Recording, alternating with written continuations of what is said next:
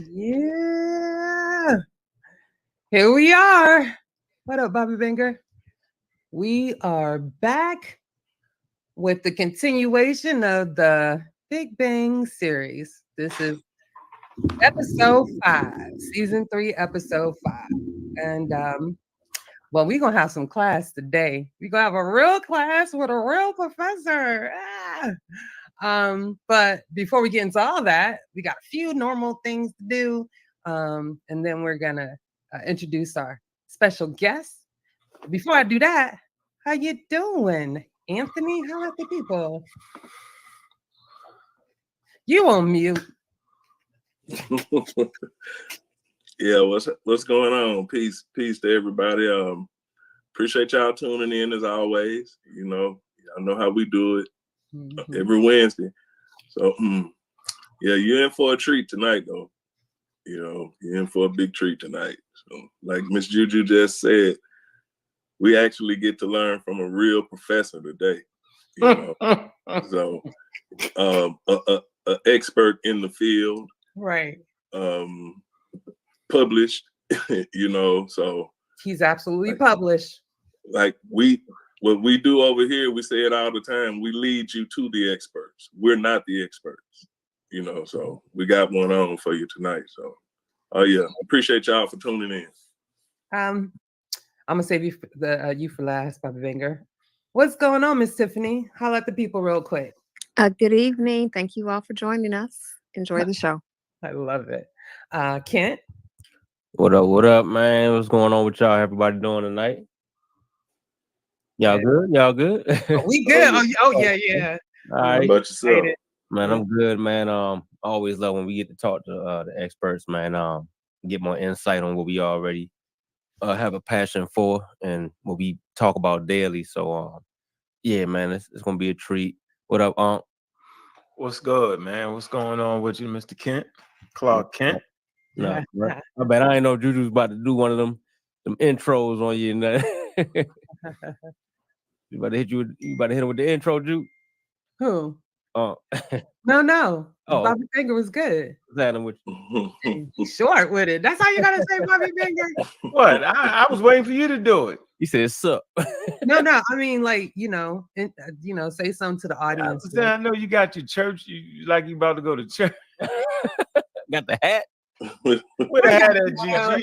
That ain't a hat. That's your hat. I got this shirt, y'all. I got this shirt from a thrift store. I love it. It's my dress up. Man, boy, you like you gonna go to the Kentucky Derby. Freakness. That's okay. That's fine. They be dressing fly. No, I appreciate this conversation, man. Appreciate Space Age Anthony, man, and Good Juju, Bad Juju. Brother Brendan for actually introducing us to the expert, and Anthony Space Age, Anthony for developing that friendship. That's real, and the show is going to take off, man. And just appreciate it, man. So around here, we don't just talk the talk; we actually walk the walk. Mm-hmm. And it's always good to have a functioning professor to answer questions and to educate us. It's always good. So I'm not knocking the layman, because we all layman ourselves. But I think it's good to have experts in, because they're going to make far less mistakes than we will. Mm-hmm. And it's just important for us to know the natural world, because last time I checked, we're natural people. Mm-hmm. So yeah, okay. So I guess next on the list, we still want to do it. we're gonna do a quick roll call since class is in session. Okay. Go ahead, Anthony, do the roll call, and then we're gonna do. We still gonna dedicate our show to a scientist. So we got one scientist for you. I'm gonna give you that piece real quick, and then after that, Dr. Duncan Farrar is going to hit the stage, and I'll introduce him to you all really quick, and then we're gonna get it in. It's Redshift, baby, season 3, episode 5, Big Bang series. Let go, Anthony. I want to say peace to you, Chilimwe, my good brother, Pseudo Killer Official. Jesus Price, appreciate you showing up. The Arabia, peace to you, appreciate you. Lamar Pope, as always, appreciate you.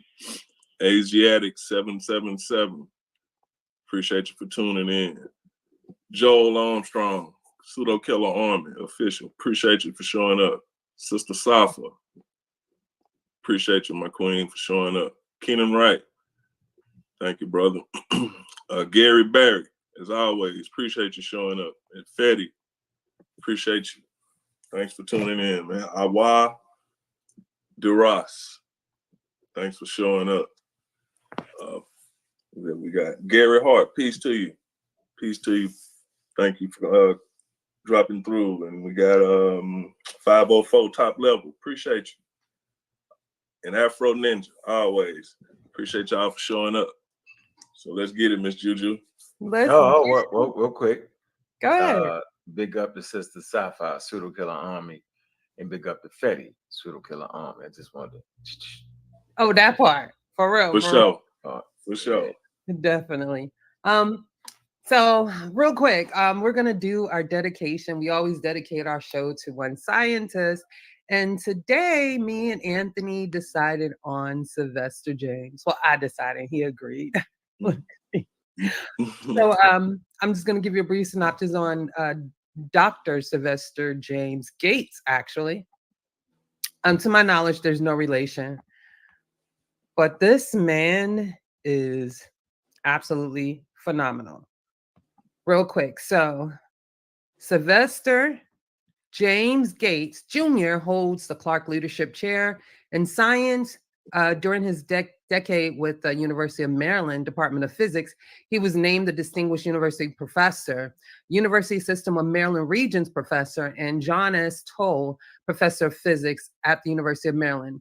Known for his pioneering work in supersymmetry and supergravity areas closely related to string theory, Gates was also an affiliate mathematics professor. Gates earned 2 bachelors of science degrees in physics and mathematics and his PhD in physics from the Massachusetts Institute of Technology in 1984. Excuse me. Wow. Gates co-authored Superspace, 1001 Lessons in Supersymmetry, the first comprehensive book on supersymmetry, and joined the University of Maryland faculty as an associate professor. 4 years later, he became the first African-American to hold an endowed chair in physics at a major U.S. research university. The author of more than 200 research papers and a member of the National Academy of Sciences, Gates has been featured in dozens of video documentaries, including 5 in 2015, for his contributions to science and research. He received the National Medal of Science from President Obama in 2013. Gates has served on the U.S. President's Council of Advisors on Science and Technology, the National Commission on Forensic Science, and the Maryland State Board of Education. He is a strong advocate for science, technology, engineering, and mathematics education. He has served as president of both the National Society of Black Physicists and the American Physical Society.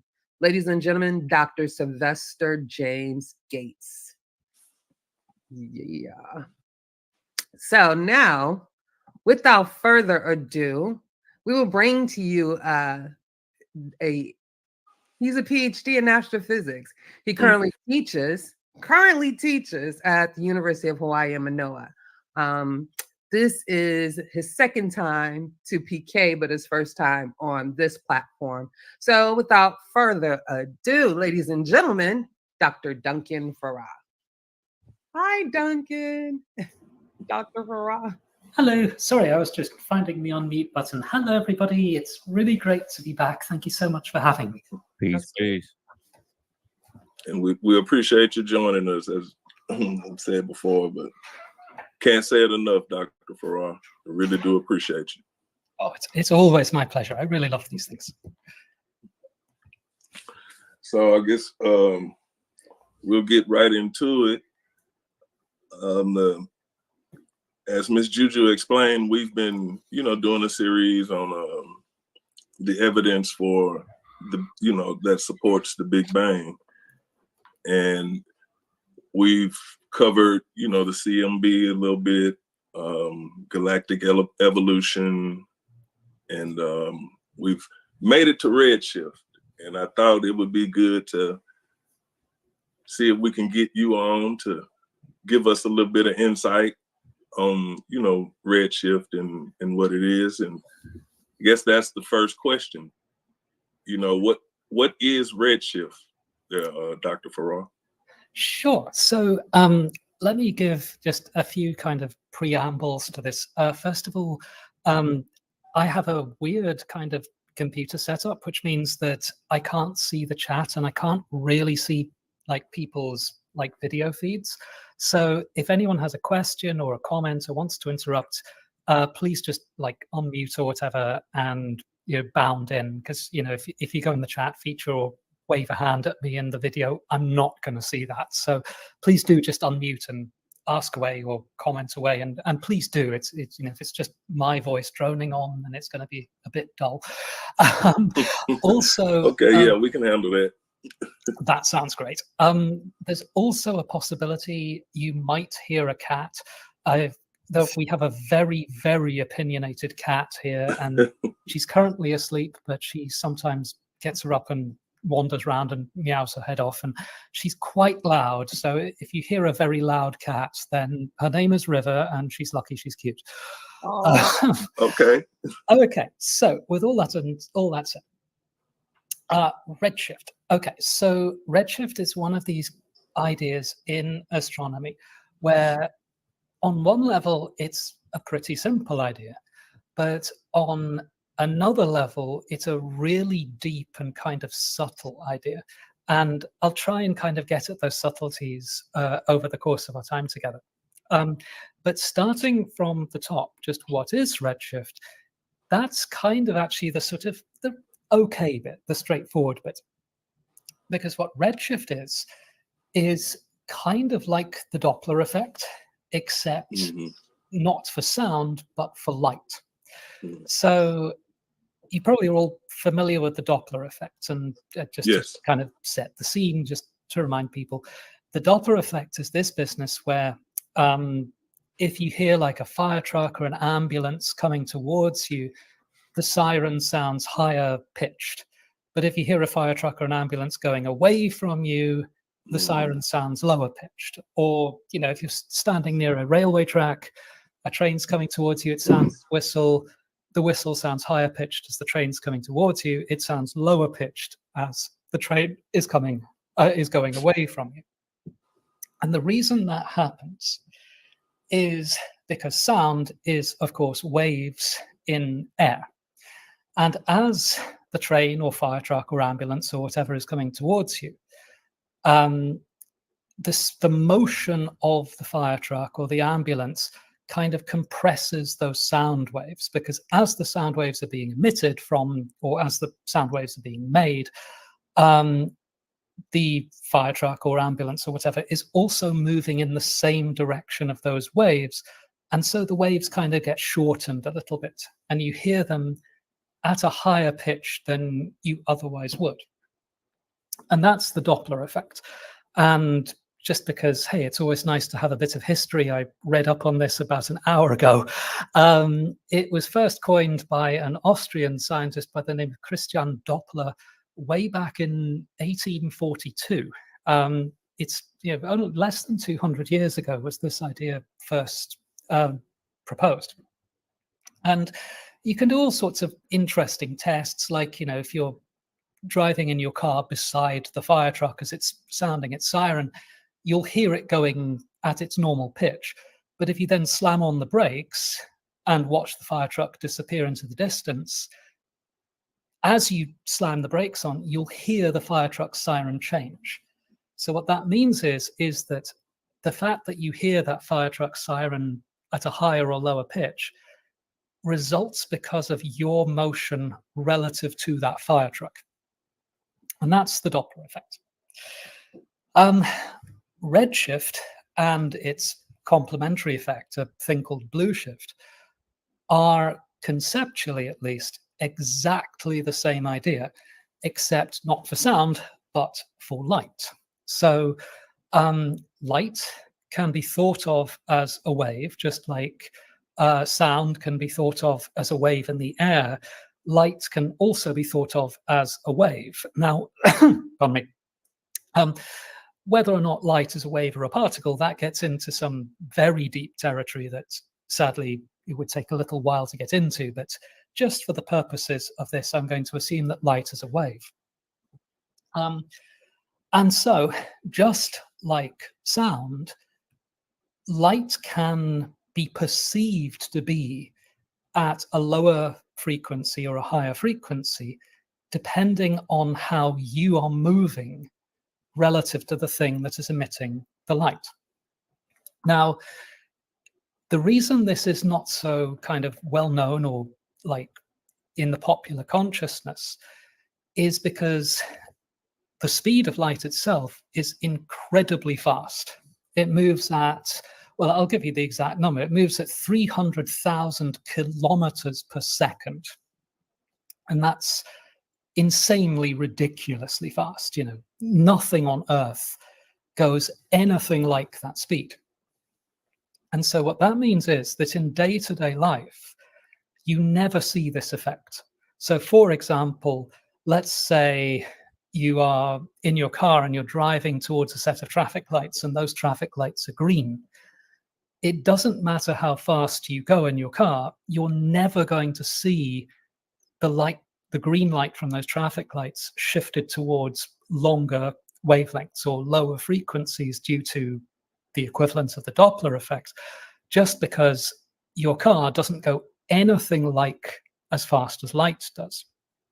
The flip side of that is for the Doppler effect for sound, when that fire truck is coming towards you and you hear its siren at a higher pitch, or when that fire truck is going away from you and you hear its siren at a lower pitch, the reason that you can even perceive that effect is because that fire truck is, you know, it's going pretty fast. You know, fire trucks don't hang around. They've got important things to do. But the speed of the fire truck is kind of not all that much faster than how you might be moving. So, you know, a fire truck is going to go, what, no more than about 70, 80 miles an hour. That's not too quick in the sort of universe scale of things. In fact, in the scale of the universe, that's pretty damn slow. And so on a day-to-day level, you can perceive the Doppler effect for sound because the things that are emitting or producing those sound waves are moving at velocities that aren't all that much faster or slower than, you know, day-to-day life. But light is different. Light goes incredibly fast. And so on a day-to-day level, you'd never see these effects.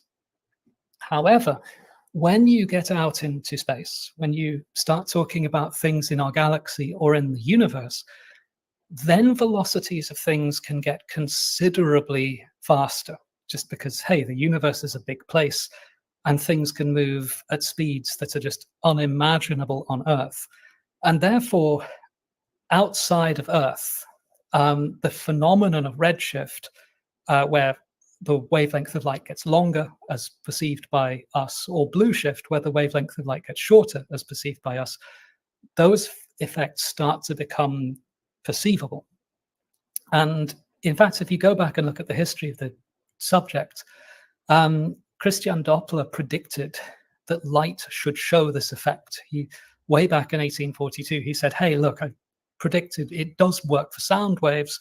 I'll also predict it should happen for light.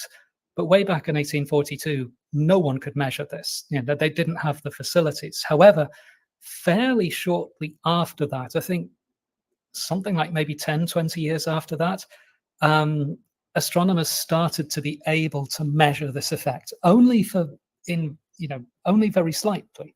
But they managed to show that some stars in our galaxy show an appreciable measured redshift. And this was like a big triumph of the time, showing that this effect is real. But that, in a nutshell, is kind of what redshift is observationally. Okay, that was pretty deep there, Dr. Farrar. Yeah, that was pretty deep. All right. So, make a long story short, if we can actually picture light as we hear, like you said, a fire truck or anything moving away from us, we can kind of get a visual of redshift being the same way as we hear that pitch change the further we get away or that object moves from us. That'd be pretty simple way to put it. Yeah, I mean, that's actually a really good analogy. It's just as when you hear a fire truck, when you hear the fire truck siren change in pitch, the reason that happens is how fast the fire truck is moving relative to you. Yeah. So, for example, let's say you had some really, really lazy firefighters who decided to drive around at 5 miles an hour. I really hope I don't live in that town. If they had their siren on and they're driving around at 5 miles an hour, they could be coming straight towards you, and you wouldn't hear really much change in the pitch of their siren at all, because their speed relative to you is only 5 miles an hour. And in fact, if you saw this fire truck coming towards you at 5 miles an hour, its siren is going, and you decided just to maybe try and show up the firefighters to kind of gently jog along the sidewalk at the same speed as the fire truck, you would hear its siren exactly the same pitch as you would if you were both sitting still. So the Doppler effect for sound is all to do with relative motion. It's how fast the thing producing sound is moving relative to you. And you can kind of flip that problem around, and ultimately this is what astronomers do. So what you could do, if you really wanted to, is you could work out a way such that you could stand on the sidewalk and you could close your eyes and you could wait to hear a fire truck or an ambulance or a train coming towards you. And you could say to yourself, I know what the pitch of that siren should be. I know what I am hearing the pitch of that siren to be. And then you could compare those two, and you could say, well, I know it's this pitch, but I'm hearing it at this pitch. And that allows me to calculate how fast that fire truck or police car or ambulance or whatever is moving towards me or moving away from me. So for example, if I heard a fire truck siren very, very, very slightly lower pitched, I would know that it's moving away from me slowly. But if I heard a fire truck's siren at a really low pitch, like way lower than it normally is, then I would know, without even looking at the fire truck, that fire truck has to be moving away from me really, really quickly. The same idea, conceptually at least, is true for light. But instead of hearing it, you see it. So what that means is that you can look at things out in space and you can say to yourself, this object, let's say this star, I know this star, when it's not moving relative to us, kind of might look, say, green colored. I mean, that's a huge simplification, but let's just go with that. Let's say its peak color is sort of green colored. If you then actually look at that star with a telescope and you see that star kind of looks red, then what you can conclude is the wavelength of the light looks longer than it actually is. Therefore, that star must be moving away from me.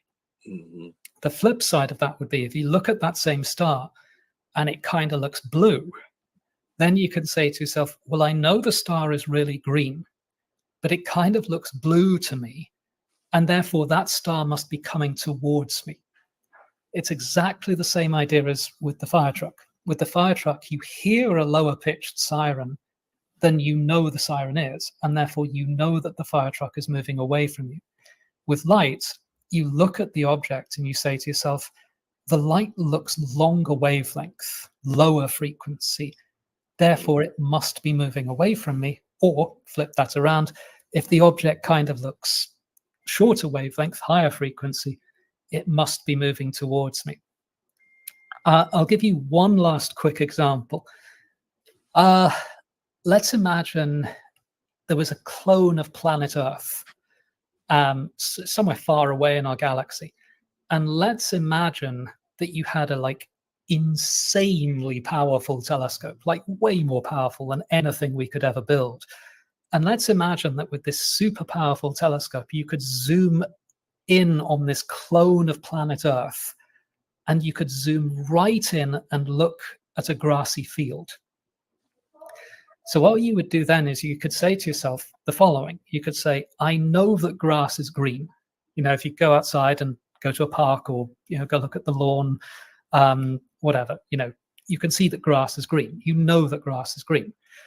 But if you then look at this clone of Earth far away, and you see that, and you look through your telescope and you're looking at a field on this clone of Earth, and you see that the grass kind of looks yellow or red, then what you can say to yourself is, I know that grass is not yellow or red. I know that grass is green, but the grass on this clone of planet Earth looks yellow or looks red, which is longer wavelength. Therefore, this clone of Earth must be moving away from me. On the other hand, if the grass looks blue, then, well, either you're having a really bad nightmare, or you know that the clone of planet Earth must be moving towards you, because the wavelength of the light is shorter than it otherwise would be. Yeah. Okay. Yeah, that makes perfect sense to me. I got you. Okay, leading into the next question. You're speaking of, okay, with the blue shift, that pretty much tells us something is moving towards you, but the red shift is moving away from you. What's causing that? You know, that movement. Is it what is it that's stretching that light? Why is that light being stretched, or the object? What's causing it to move away from us? Good question. Okay. Yeah, you've asked the $1 million question. And this is where things get hard. I'm going to have to kind of do this in 3 parts, because there are 3 different physical effects that can cause redshift, or indeed blue shift, but astronomers mostly talk about redshift. And 2 of those effects allow us to kind of understand individual objects better. But the 3rd of those 3 possible effects that produces this thing called redshift, is what leads into the Big Bang, is arguably one of the most important pieces of evidence that supports the Big Bang model.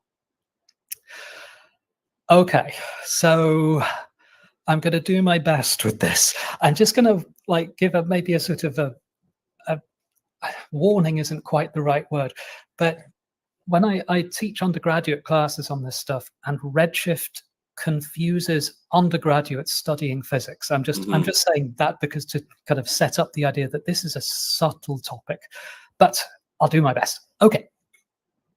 So the observation of redshift, let's ignore blue shift for now, but the observation of redshift is just this idea that light the light arriving at Earth from some faraway object has a longer wavelength than it did when that light was emitted from that object. Just as, you know, the fire truck siren spits out sound waves, and by the time they reach you, they have a longer wavelength. Okay, so there are three things that can do this. One of those things is literally exactly the same as classic Doppler shift, and that is relative motion of that object with respect to the planet Earth. So this literally is Doppler shift. It's just Doppler shift for light, except instead of sound. And this origin of redshift is mostly seen for objects that are relatively close by. And by relatively close by, I'm kind of putting my astronomer hat on and being incredibly biased. When I say relatively close by for an astronomer, I'm kind of talking maybe within our galaxy, within the sort of the local cluster of galaxies. If you want a sort of astronomical distance measure, I'm talking within a few tens of megaparsecs, or if you like, within about 50 to 100 million light years.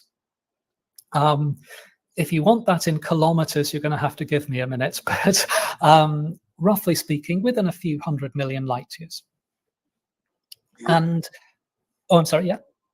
No, I was just gonna say light years is simple enough for us. We understand that. So yeah. Okay. And megaparsecs. Yeah, we've been working, Dr. Farag. Oh, excellent. Okay, fantastic. I had a question on it. Oh, yes. So how are they able to come up with the expansion rate of the big of these galaxies, the age of the universe? How are they able to come up with the expansion rate of it, knowing the redshift?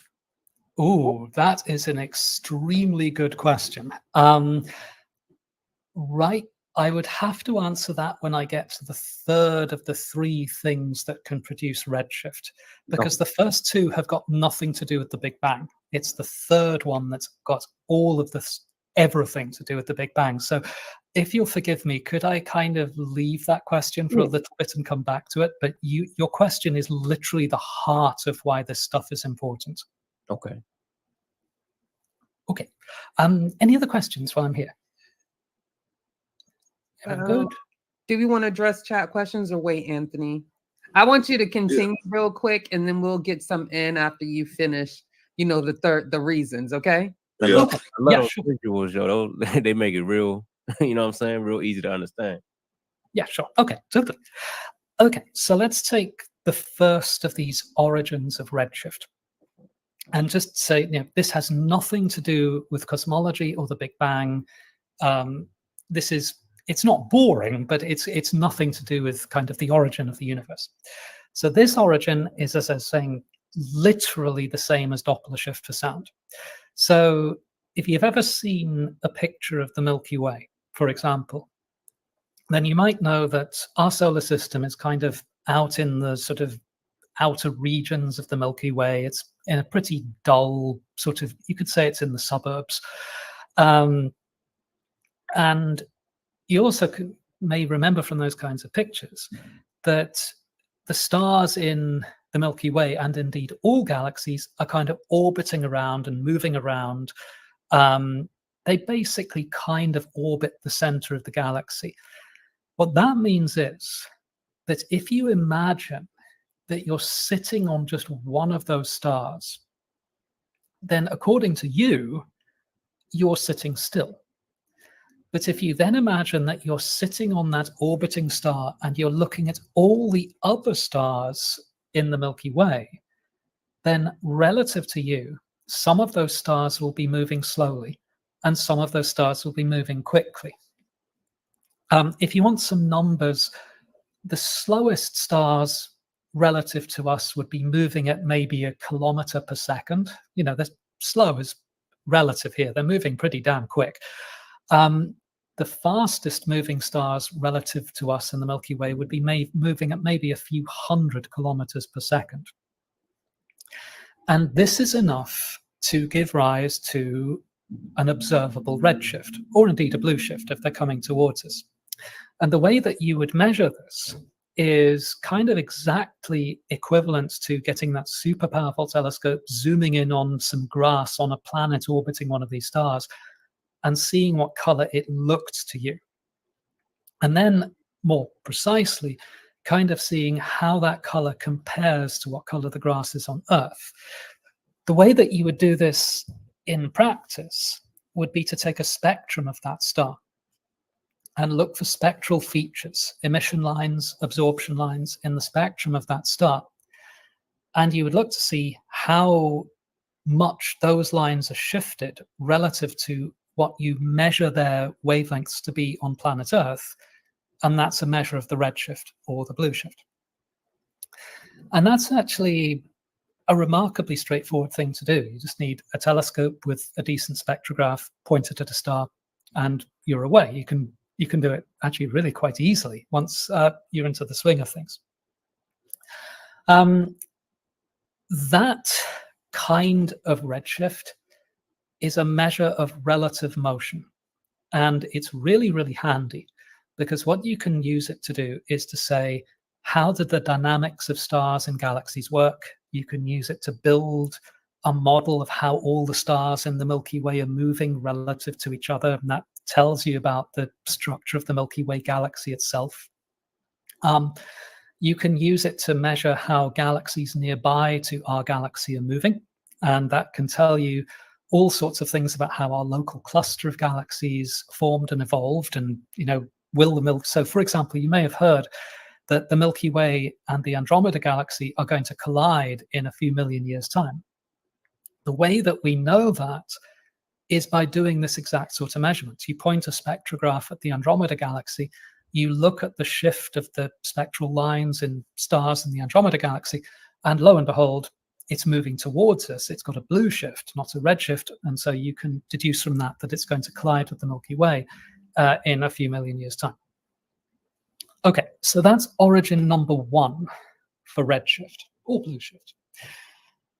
Origin number two also has nothing to do with the Big Bang or cosmology, and it's a little bit peculiar, but it is incredibly useful. So I'll go through this one fairly quickly. If light is emitted by some object, then typically what that light has to do is climb out of the gravitational field that object produces. So for example, let's say you go outside at night on a clear night and you have a flashlight and you shine that flashlight straight up.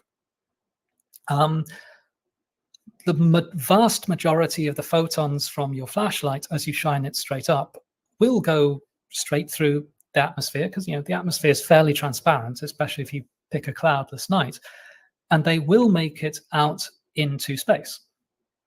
It's shockingly easy to make interstellar spacecraft. You just take a flashlight and shine it straight up, and you've basically produced photons that will voyage through the cosmos, or at least a few will.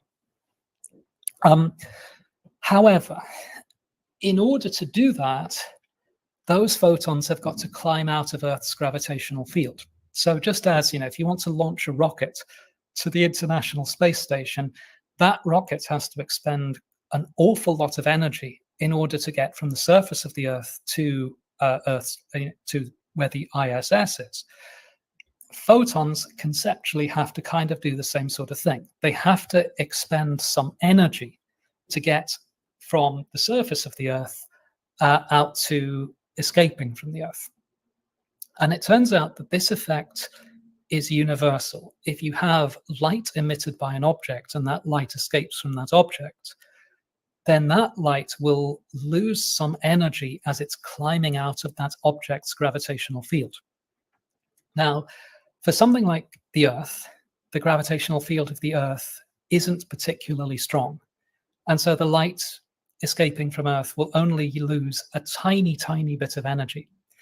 But if you take some object which has a really, really strong gravitational field, say a neutron star or even a black hole, then light that is produced near the surface of the neutron star, or say relatively close to the event horizon of the black hole, that light will have to expend considerable energy in order to escape from where it's produced to traveling merrily through space. And so that is another separate type of redshift. In that case, the light that is emitted, once it has climbed out of that object's gravitational field, it will look like it has lower energy because it's expended some energy in escaping. And so it kind of looks like it's redshifted. I mean, because it has. So for example, if you have some stuff near the event horizon of a black hole and it's emitting light at, say, a wavelength of, I don't know, say 600 nanometers, which is roughly speaking sort of yellow colored. Once that light has escaped from the black hole, it may have used up so much energy that its wavelength is now more like 800, 900 nanometers. And that looks like very, very red colored light. And so that is redshift. It is observationally exactly kind of the same idea as Doppler shifted redshift, but the physical origin of that redshift is different. In this case, the object the light is escaping from might be standing still relative, or as still as you can be, but that object might be not moving relative to Earth. But because the light has had to climb out of a gravitational field, it will have lost some energy, and therefore you will see a redshift. So that's number two. Some astronomers really, really use that effect. Astronomers who study neutron stars or black holes, or the region of the sort of regions of space close to neutron stars or black holes, they tend to have to worry about that effect. The majority of astronomers don't pay it too much attention, but it is a significant one, and therefore it's worth the sort of mentioning along the road. Okay, before I get to the big one, the cosmology one, the Big Bang one, I should probably pause there and just check how people are doing and if there are any questions. You cooking, Dr. Farrar? I mean, I'm good. Everybody, everybody up to speed with it. I mean, how y'all feel about it? Yeah, he cooking with hot grease right now. Okay, excellent. Okay, in that case, let's get to number three. And this is where, as I mentioned, this is where things get weird. So I may not explain this terribly well the first time around, so please forgive me if I kind of circle back or try things again or do it in 3 or 4 different ways, because this does get tricky. Okay, so the third type of redshift is commonly called cosmological redshift. I will give you the kind of the Cliff Notes version first, the summary first. The third type of redshift is the redshift caused by the expansion of the universe itself. It is, strictly speaking, not a Doppler shift. It is conceptually really, really similar to it. And in fact, it's actually perfectly fine to think of it like a Doppler shift. But if you want to be strict about it, it isn't quite the same. Okay.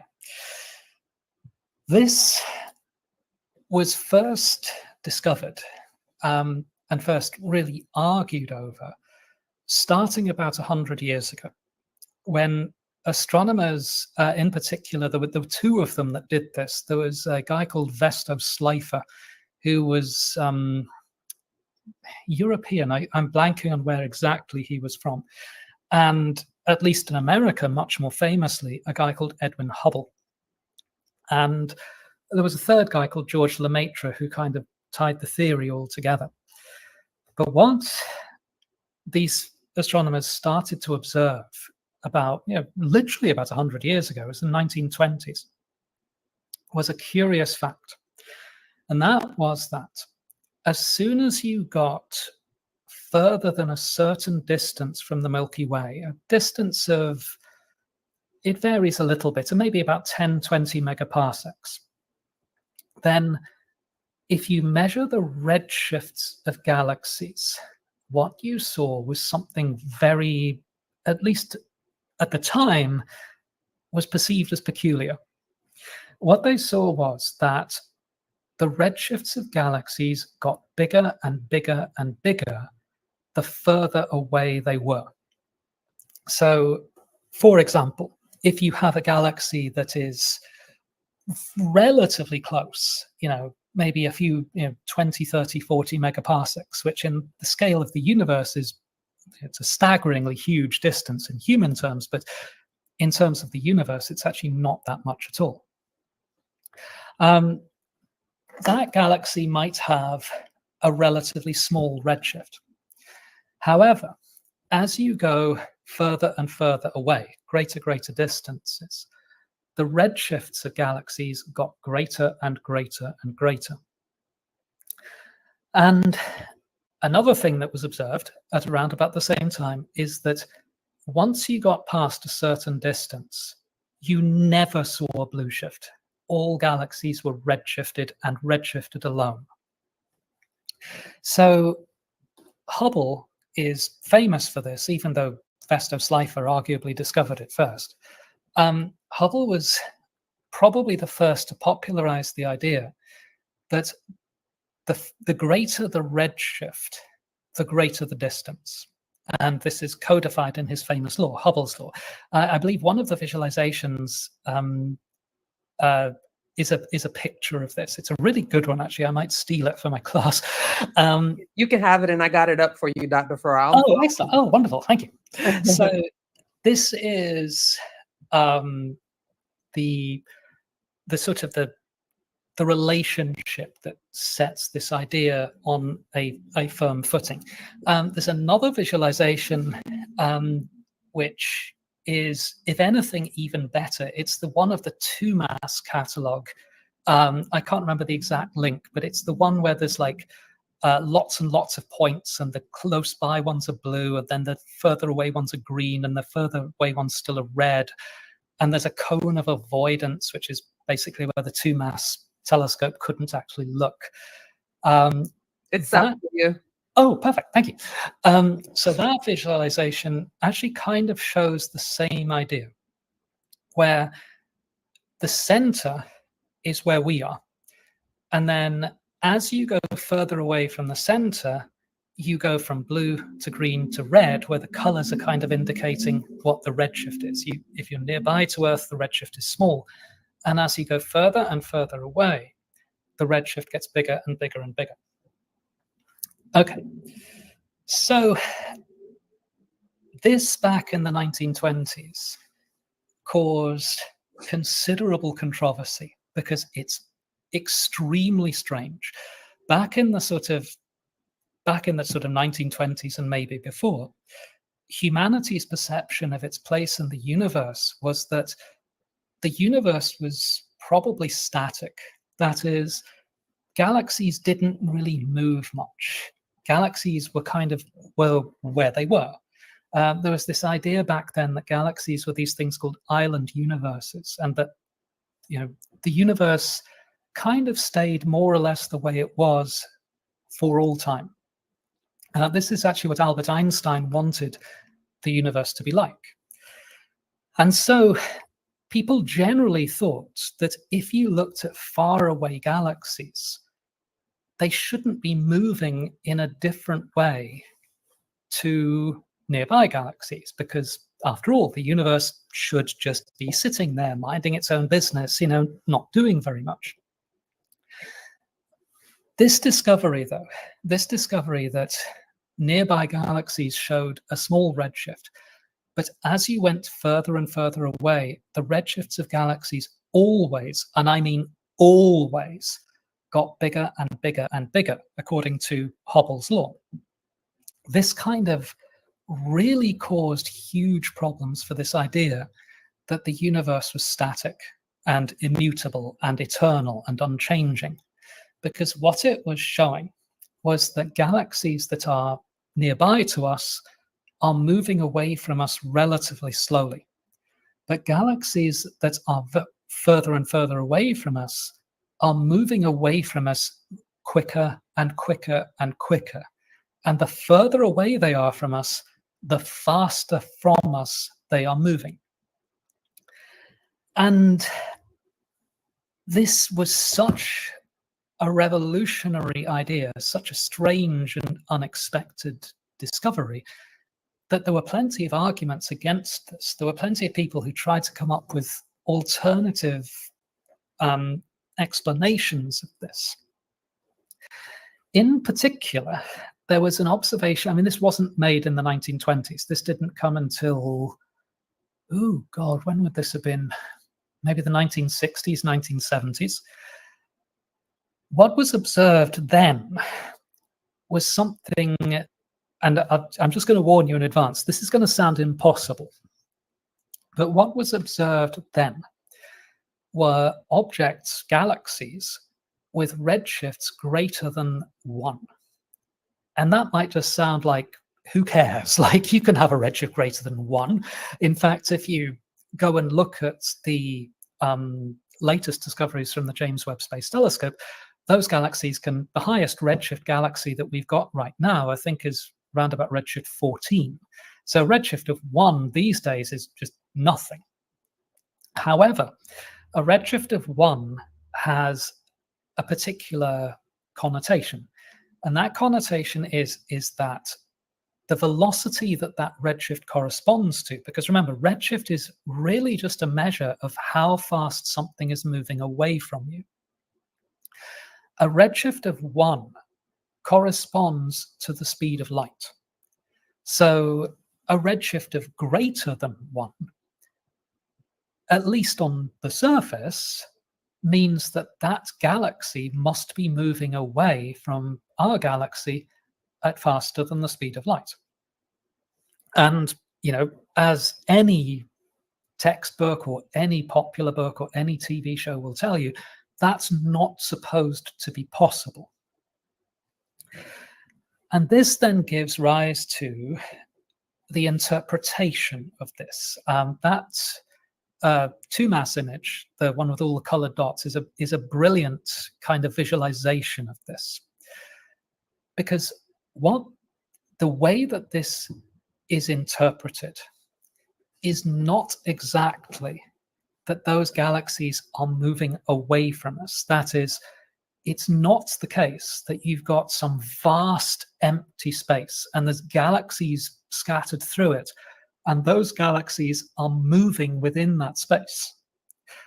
That's the interpretation you would use if this was Doppler shift. However, the observation that the further away the galaxies are, the faster they're moving. And also, just because the velocities that the higher redshift galaxies appear to have seem to violate the speed of light. I mean, they don't. I'll just say that now. They don't violate the speed of light, but the reason for that is kind of subtle.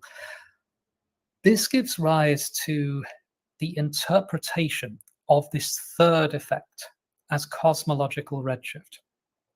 Because the way that this is interpreted is not as the objects themselves moving within a large empty space, but instead as the structure of space-time itself expanding. In other words, and this is going to sound completely crazy, but I promise you this is the current interpretation, the current sort of mathematical model for this. If you take any of those points in that rather lovely 2-mass image, and you say to yourself, okay, we're at the dead center. Let's take any of the, say, the red-colored points. The interpretation is that we are not moving, and neither is that galaxy that is that red point. They're both actually, we are both actually sitting still. But instead, what is happening is that space and time itself are expanding. And when we perceive, or when we measure the redshift of that distant galaxy to be whatever it is, the reason we measure that redshift to be what it is because we are measuring the expansion of space-time itself, rather than measuring the speed of that galaxy moving away from us. That interpretation is the only way to really make sense of the two observations. One, that as you go further and further away, redshift gets bigger and bigger and bigger, or velocity away from us gets bigger and bigger and bigger. And also, it is the only sensible way to explain this seemingly crazy observation that the recession velocities exceed the speed of light once you get far enough away. There is one other piece of evidence that supports this, but I just threw an awful lot of very, very tricky ideas. So maybe I'll just pause there and sort of see how are people doing and if there are any questions. That's dope. Real quick though, I did get to find what you spoke of about the galaxy that is at redshift 14. Oh yeah. Yeah, they call it JGS and Z. I did a little study. I'm working on it. Okay. Okay, cool. I know that stands for the redshift. So I found Z14 and I have that image up for.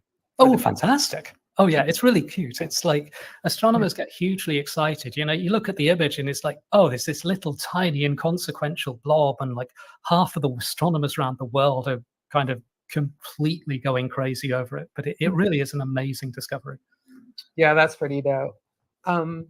You have one last question? Because we were going to do the Q&A after you did class. Sure. So we don't want to break your bill. We're just listening, taking notes and taking it in, but yeah. Sure. Okay, well, I'll give one more thing on this, because go ahead. This is okay. So as I said earlier, this idea, cosmological redshift, the idea that once you get far enough away from the Milky Way, you know, a few tens of megaparsecs, once you get past that distance, when you measure redshift, you're measuring the expansion of space and time itself, and that's why you perceive things to be moving. This is an idea that I will say now, 99.9% of astronomers in the world accept this idea. It's the consensus view, and for good reason. I mean, I think it's correct. The evidence in favor of it is overwhelmingly strong. However, that wasn't always the case. And I personally am a great believer that in order to truly understand why something is right, it's important to kind of investigate why the alternatives don't work. So, you know, humans very much learn by kind of comparing and contrasting things. You know, it's important to say, what's the right idea? What's the right theory? But it's also really important to go, well, let's consider some alternatives and look at why they don't work, because that then helps understand why the correct idea does work. So there is, or was, an alternative idea to explain cosmological redshift. And this alternative idea is an idea called tired light. And I will say, that's a pretty cool name. I mean, I've actually kind of, part of me wants it to be true just because it's such a nice name. The idea behind tired light, in a really, really funny way, is kind of conceptually like this idea of light climbing out of a gravitational field and losing energy as it does. The idea behind tired light is, well, the galaxies aren't moving and space-time is not expanding. You know, there's no expansion of space-time. You don't need a big bang. Everything is sitting still. And instead, what's happening is that as light travels over those vast distances between distant galaxies and us, as the light travels through space, some property of space makes that light lose energy. And if you do this, if you propose this idea, at face value, it kind of sounds quite appealing, because the galaxy, faraway galaxy, doesn't need to be moving. You don't need expansion of space-time. You just need to posit that there's something about the fabric of reality that causes light to lose a little bit of energy as it travels through space. And if it then travels a big distance, it will lose an appreciable amount of energy. The more distance it travels, the more energy it will lose. It all kind of sounds like it will work out. Sadly for the tired light proponents, the idea does not work. There are subtle reasons for this. One of those reasons is that if this idea were true, then you would expect the process to be a little bit random here and there. And what you would therefore expect is that the light would kind of scatter a little bit. So, for example, let's imagine you're outside and it's a misty morning, and you look down the street at some traffic lights that are like, say, 200 yards away. Those traffic lights will look a bit vague and a bit indistinct because the water molecules in the air have scattered the light on its way from the traffic lights to you, because, you know, there's mist in the air. The tired light model is kind of like that. It's kind of like imagining that there's this kind of fine mist through the universe that causes light to lose energy as it travels through space. The trouble with that idea is that if you look out into space, you can see really, really distant galaxies incredibly clearly. So, for example, that Redshift 14 galaxy is literally as far across the universe as you can possibly go, just about. And okay, it's really small because it's far away. You know, the resolution of the telescope is limited, but you can still see it pretty clearly. And that must mean that the universe cannot be very misty. There cannot be some property of space that causes light to lose energy as it travels across space. There are other arguments like that, but they get into the weeds a little bit. So I can go into those if you like, but I want to get to the really big one. The really big piece of evidence that says Redshift supports the idea of expanding space-time, the idea of a Big Bang, the idea that the universe a finite amount of time ago began in this colossal explosion. And then you have expansion of space-time since then, is as follows. If you look at a very distant object where that object is doing something, so that something could be a planet orbiting a star, just for example, because if you look at a planet orbiting a star, what you can do is you can kind of go, I know how this moves. I can watch how it moves. I can see it happen in real time. Now, we don't have telescopes that good, but what we do have are telescopes that are good enough to see things called supernovae, which of course are the death of a massive star. When a massive star reaches the end of its life, for various reasons, it will explode in a supernova. They're incredibly bright. You can see those from halfway across the universe. A supernova will, for a period of a few days, a supernova will outshine its whole galaxy.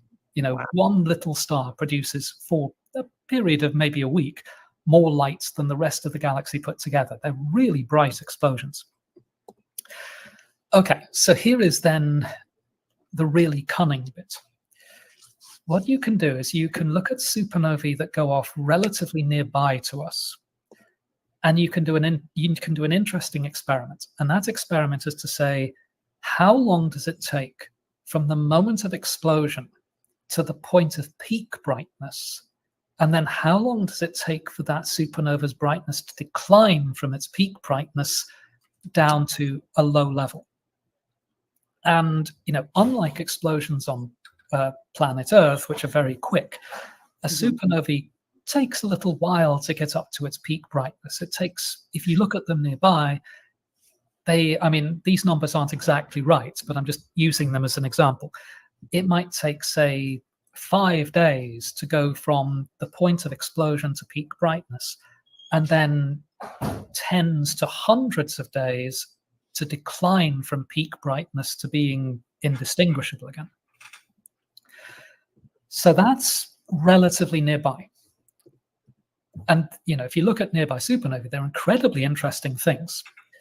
However, you can also use these supernovae as a really good test of the idea of expanding space-time and thus of the Big Bang.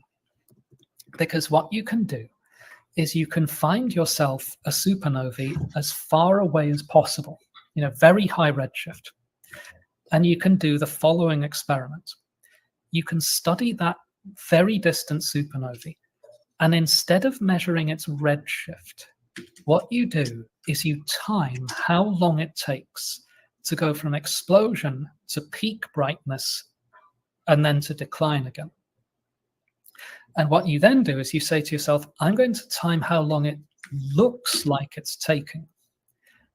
And I'm going to compare that to how long it takes to go from explosion to peak brightness to decline again in the nearby universe. So you compare your nearby supernovae to your very distant supernovae. Now, if the tired light model is correct, or more generally, if space-time is not expanding, then those two supernovae should look basically the same. The amount of time it takes to go from explosion to peak brightness should be the same for both of them, as perceived by you. However, if space-time is expanding, then that very distant supernovae will look to us on Earth as if it is taking significantly longer to go from explosion to peak brightness and then to decline again. If you want the sort of the technical term, it's called stretching of the supernova light curve. This effect is observed. It is observed in, by now, thousands of supernovae across many, many different redshifts. It is very well established observational fact. It is a clear prediction of the Big Bang theory, which says space-time expands, and therefore events that went off far, far away from us will kind of look stretched out in time relative to events that go off, the same event that goes off relatively nearby to us. Other models like tired light or the steady state universe or any of these cannot produce that effect. And so that is kind of the final, almost by now irrefutable piece of evidence. That's the Big Bang picture. And it starts with redshift. You need a redshift in order to know, like, where to place this supernovae in the sort of the grand scheme of things. But then you complement that measure of redshift with how that supernova's light curve behaves. You put those two together, and you have pretty much irrefutable evidence that the Big Bang model, or something very much like it, has to be correct. Nice. Yeah, appreciate that. That's really right along everything that I've read and studied for this show. Like, I was like, I don't know if I've, gotten enough, but you've clarified a lot. Your explanations are thorough, and that helps. Was there one more question, Anthony? Did I miss that? Because I'll be slow sometime. Well, we're gonna we can forego that last one so we can get the people on the panel, because we don't want to keep Dr. Farrar too long. We're gonna go about an hour and a half, so we got about 20 minutes left. I can go longer. That's not a problem. I think I can go till about, I can go probably another 40 minutes or so if there's questions. I'm totally happy to answer them. Okay. Well, you want to? Hey, Anthony, getting the Fally up here. Did I ask her a question? Stop playing. Oh, did I ask her a question? Oh my gosh, she's cute. I don't know. Look, our compliance officer said no. Man, look. No. Got the ultimate. Hey. So let me ask this question. Let me kick it off for real. Go ahead. Go ahead.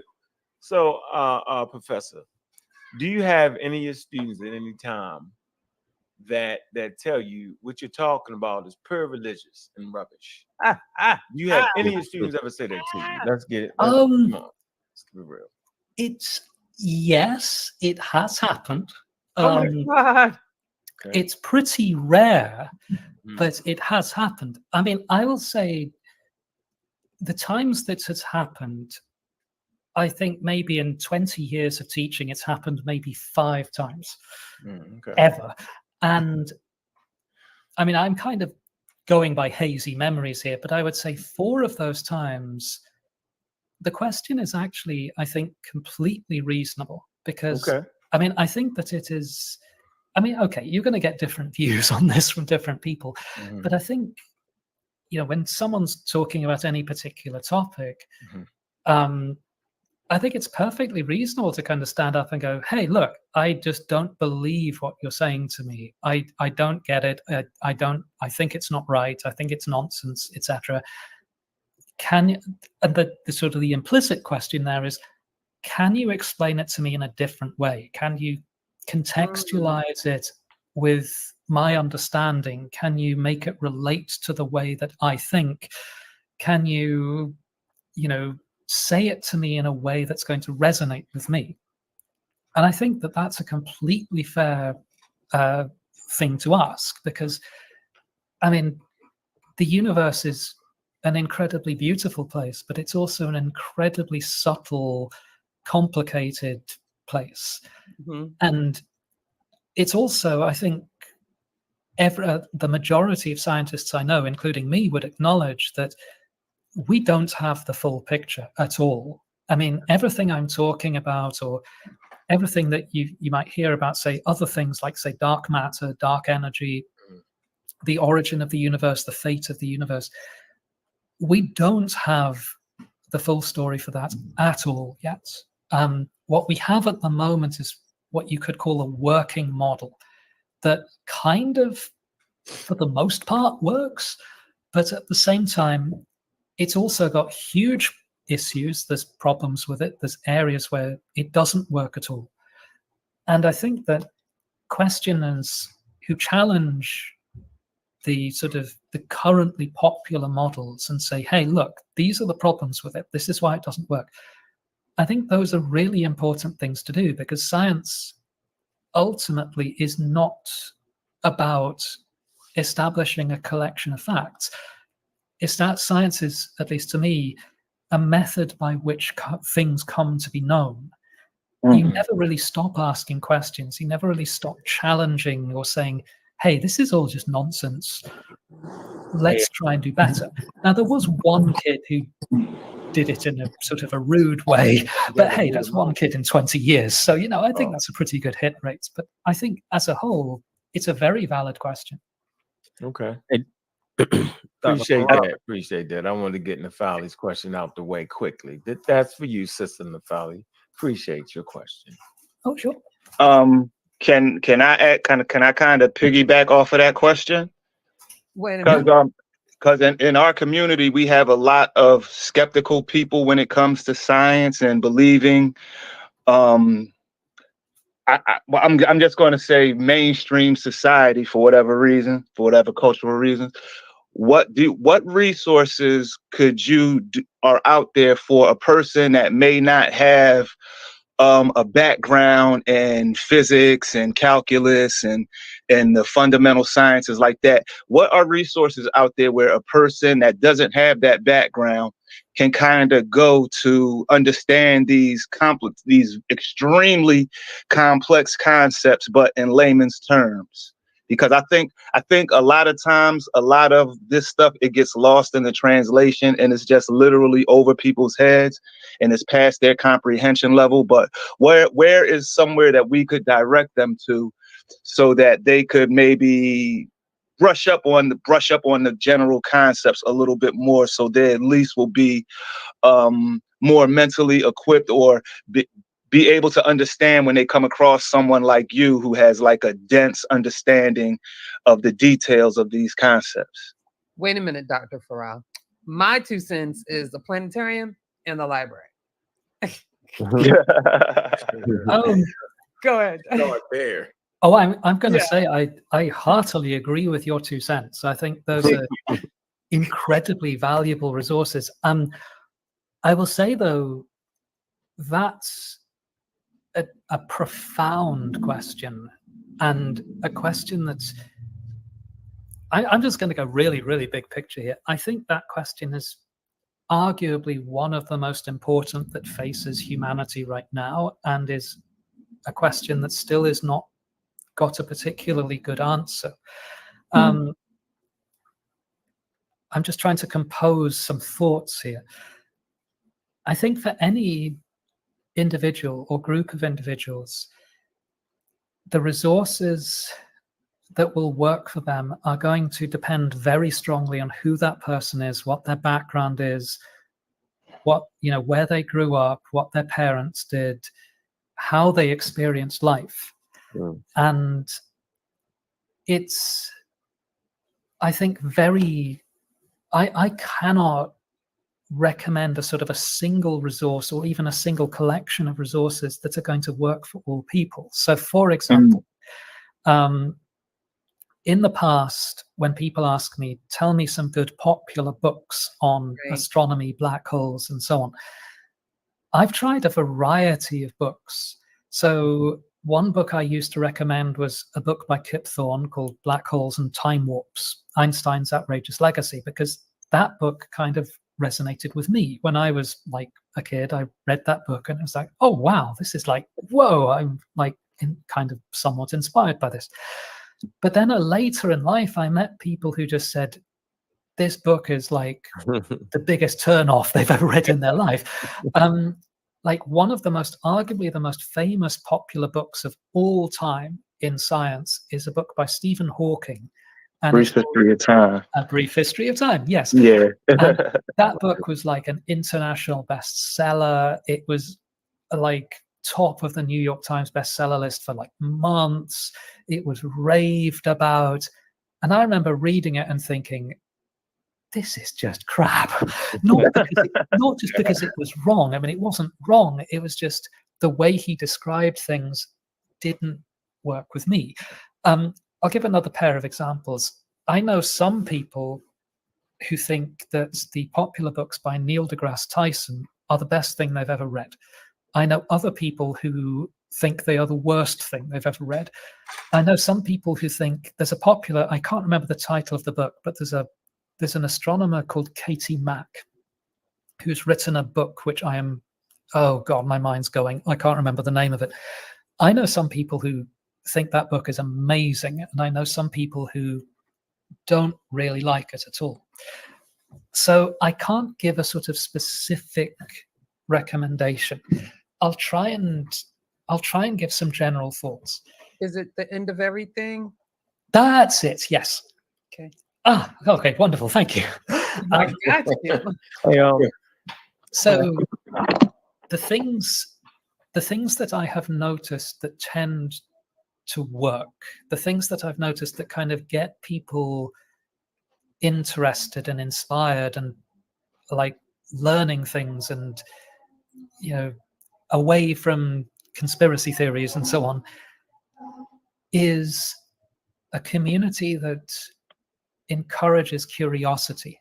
A group of friends, family who encourage people in their family or their community to go to the library or go to the planetarium and just be curious and think openly about what they're experiencing.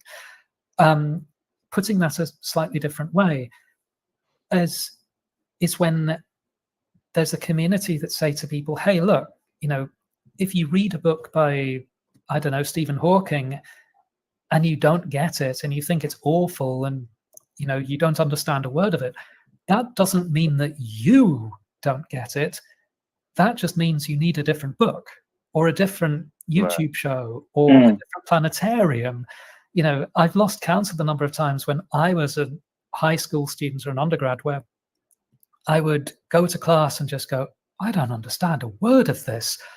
And I would kind of say, that must be me, rather than saying, okay, I don't get this. Let's try a different teacher. Let's try a different book. Let's try a different way of looking at things.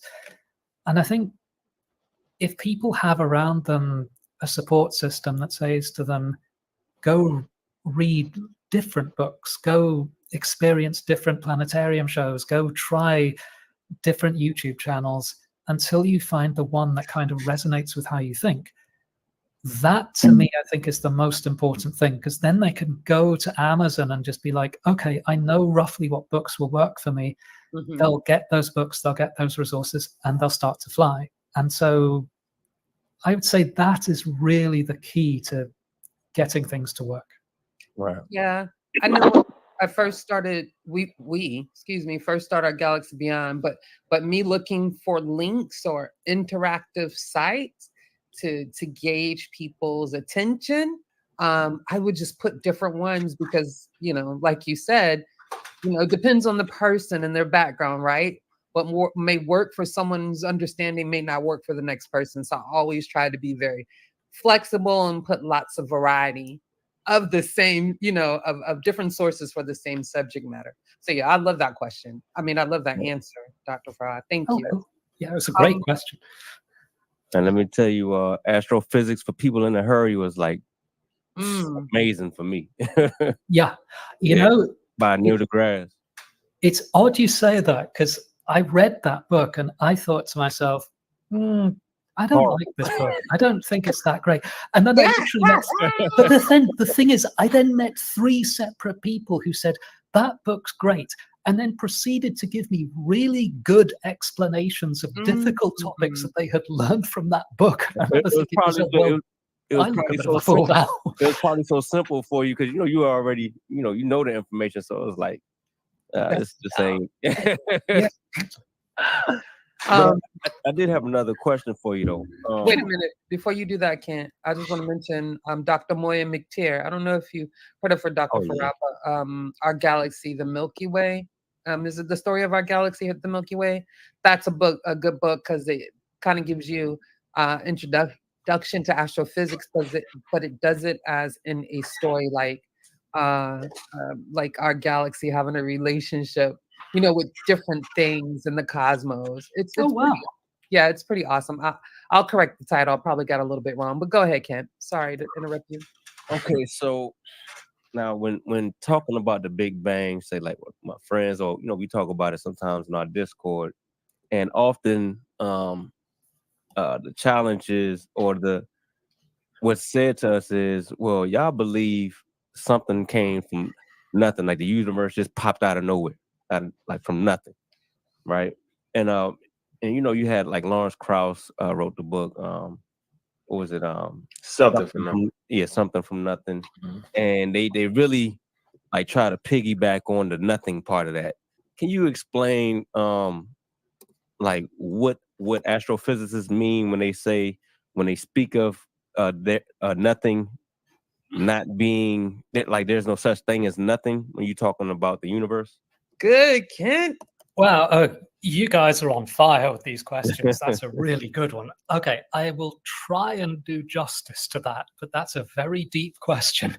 The short answer is that when astronomers say something from nothing or talk about the Big Bang producing the universe from nothing, nothing is kind of a really misleading word, because that's not really what is being said. So the evidence that we have that the universe a finite amount of time ago was much smaller, much hotter, much denser than it is now, the evidence for that is really, really strong.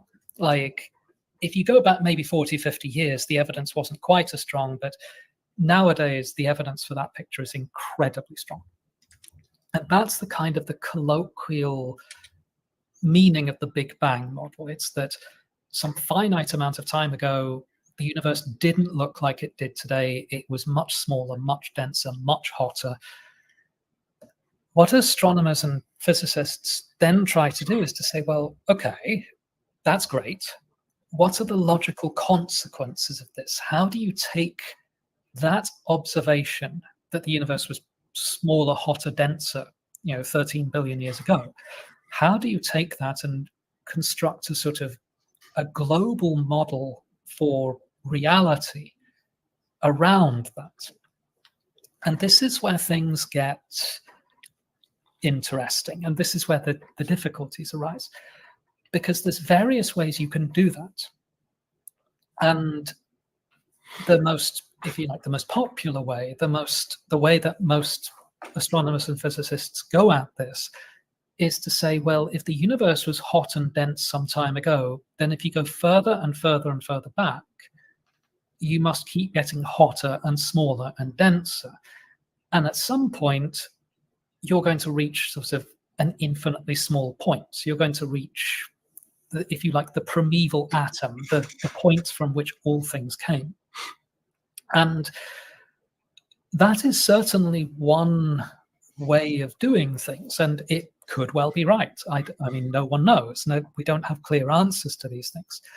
However, a perhaps, for the sake of sort of general purpose arguments, a better way to think about it is to say that the Big Bang Theory isn't saying that everything came from nothing.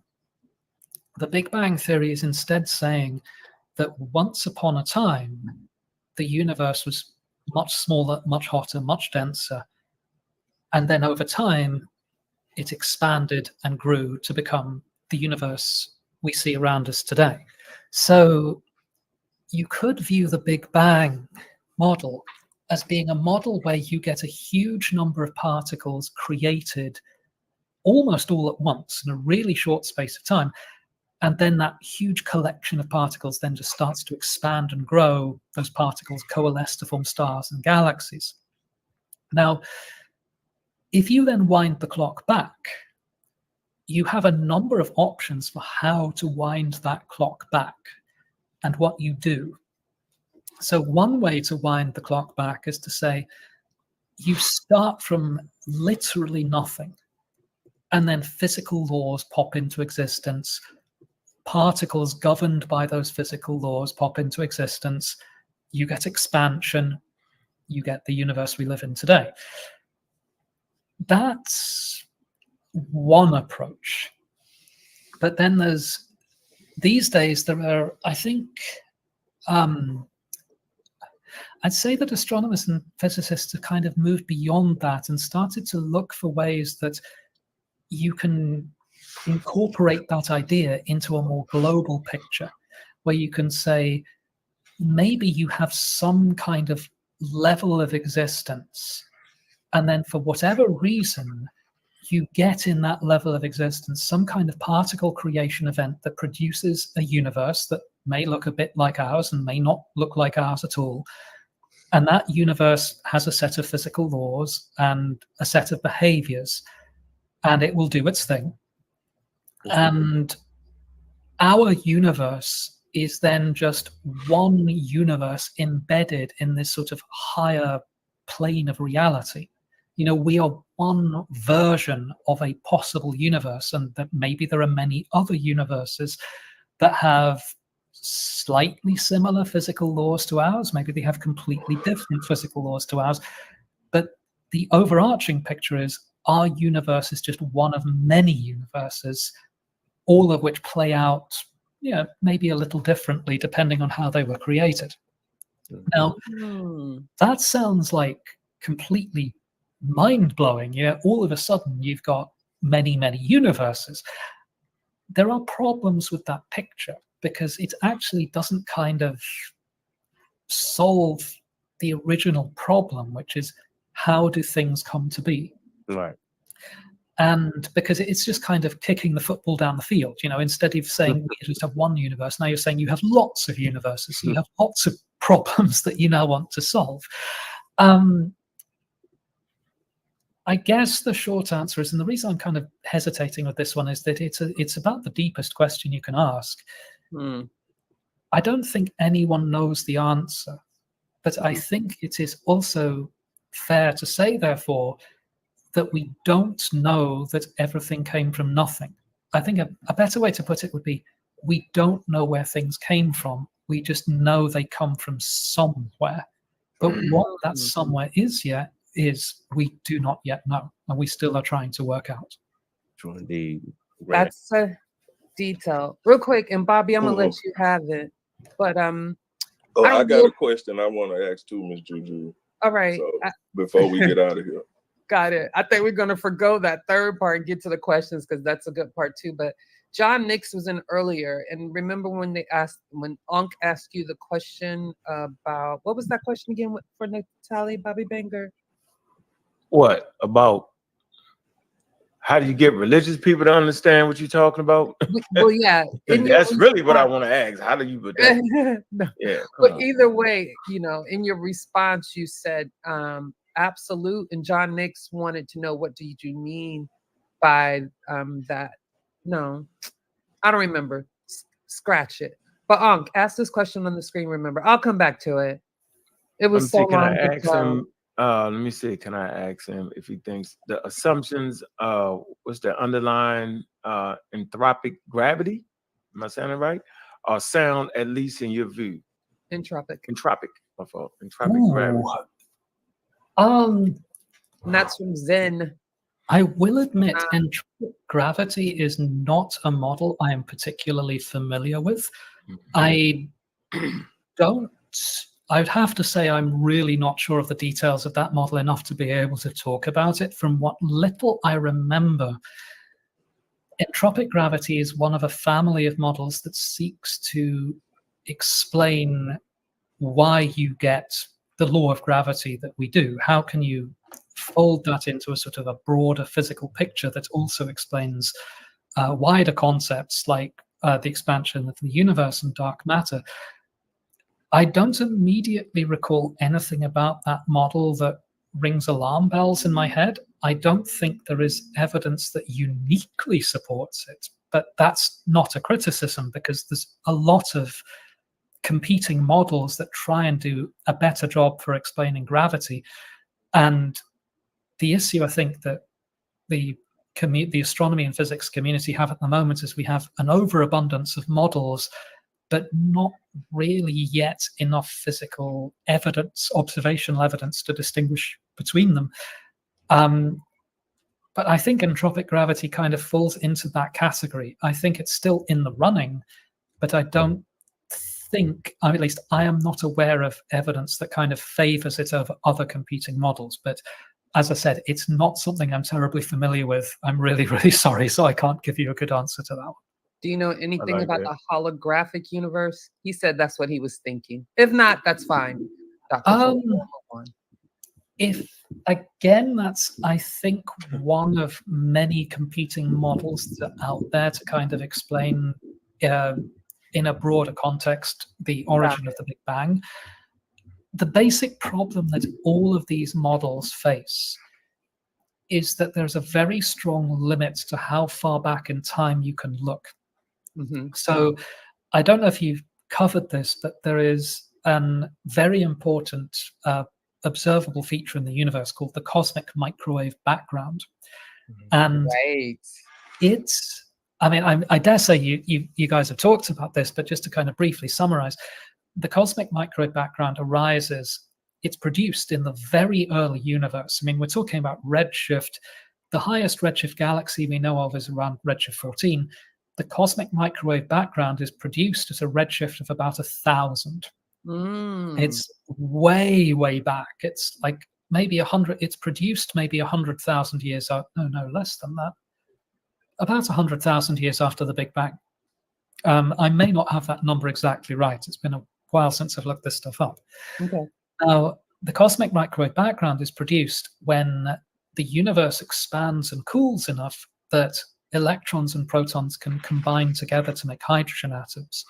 And when that happens, the universe suddenly or very quickly becomes basically neutral because hydrogen atoms are neutral, but protons and electrons, when they're free, are both charged.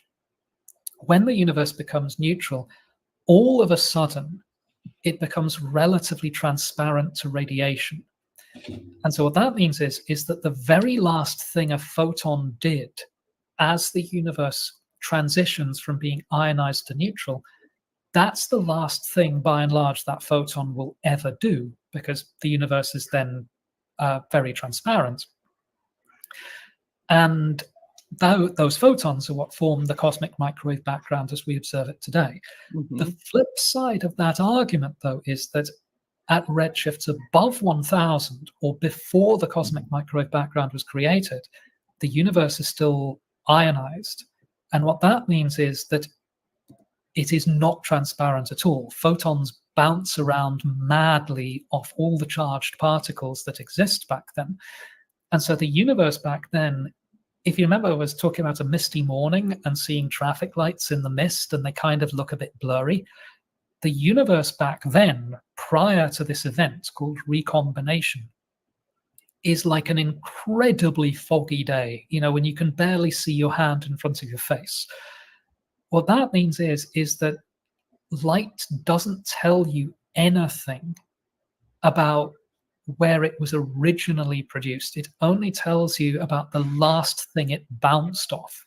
So, on a foggy day, you don't know if the light you're seeing came from a distant traffic light or the moon or anything like that.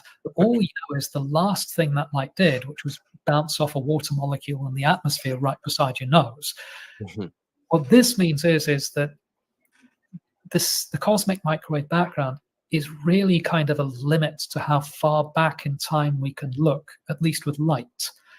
And so comparing and contrasting theories for the origin of the universe becomes incredibly hard. To my knowledge, I don't think there is any evidence that favors holographic gravity over other models, but again, I could be wrong about that. I have not looked at that stuff in a long time. Good enough. Hey, Juju, before you do that, Go ahead. The quick one, I was pondering if the universe was actually a closed system or an isolated system. You know what I mean? I wanted to really know. And big up to Sarnetta, House Consciousness. It's probably Reggie hiding in the bushes.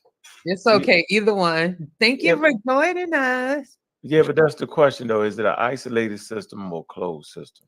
What would you call it? That's a surprisingly subtle question. Give me a second with that one. Okay. Take All your right. time. I'll get back to it.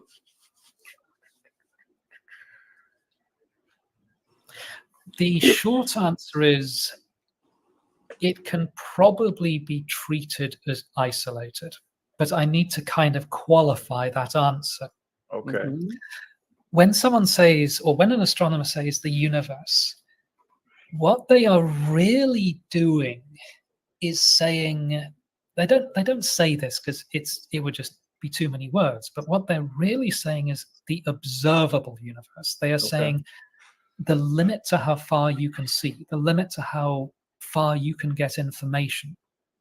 So when we talk about our universe, we're talking about as far as we can perceive.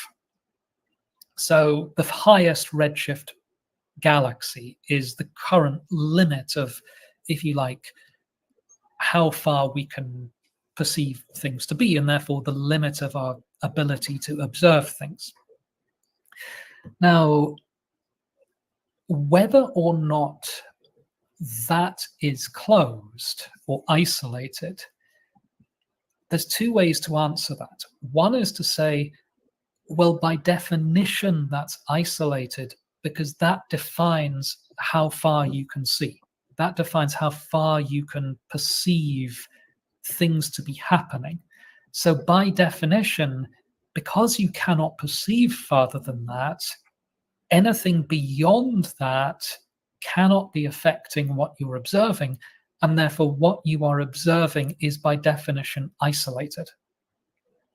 Now, to be honest, that's a kind of a dodgy answer, because what that's sort of saying is, well, it's isolated because you cannot perceive evidence for it not being isolated.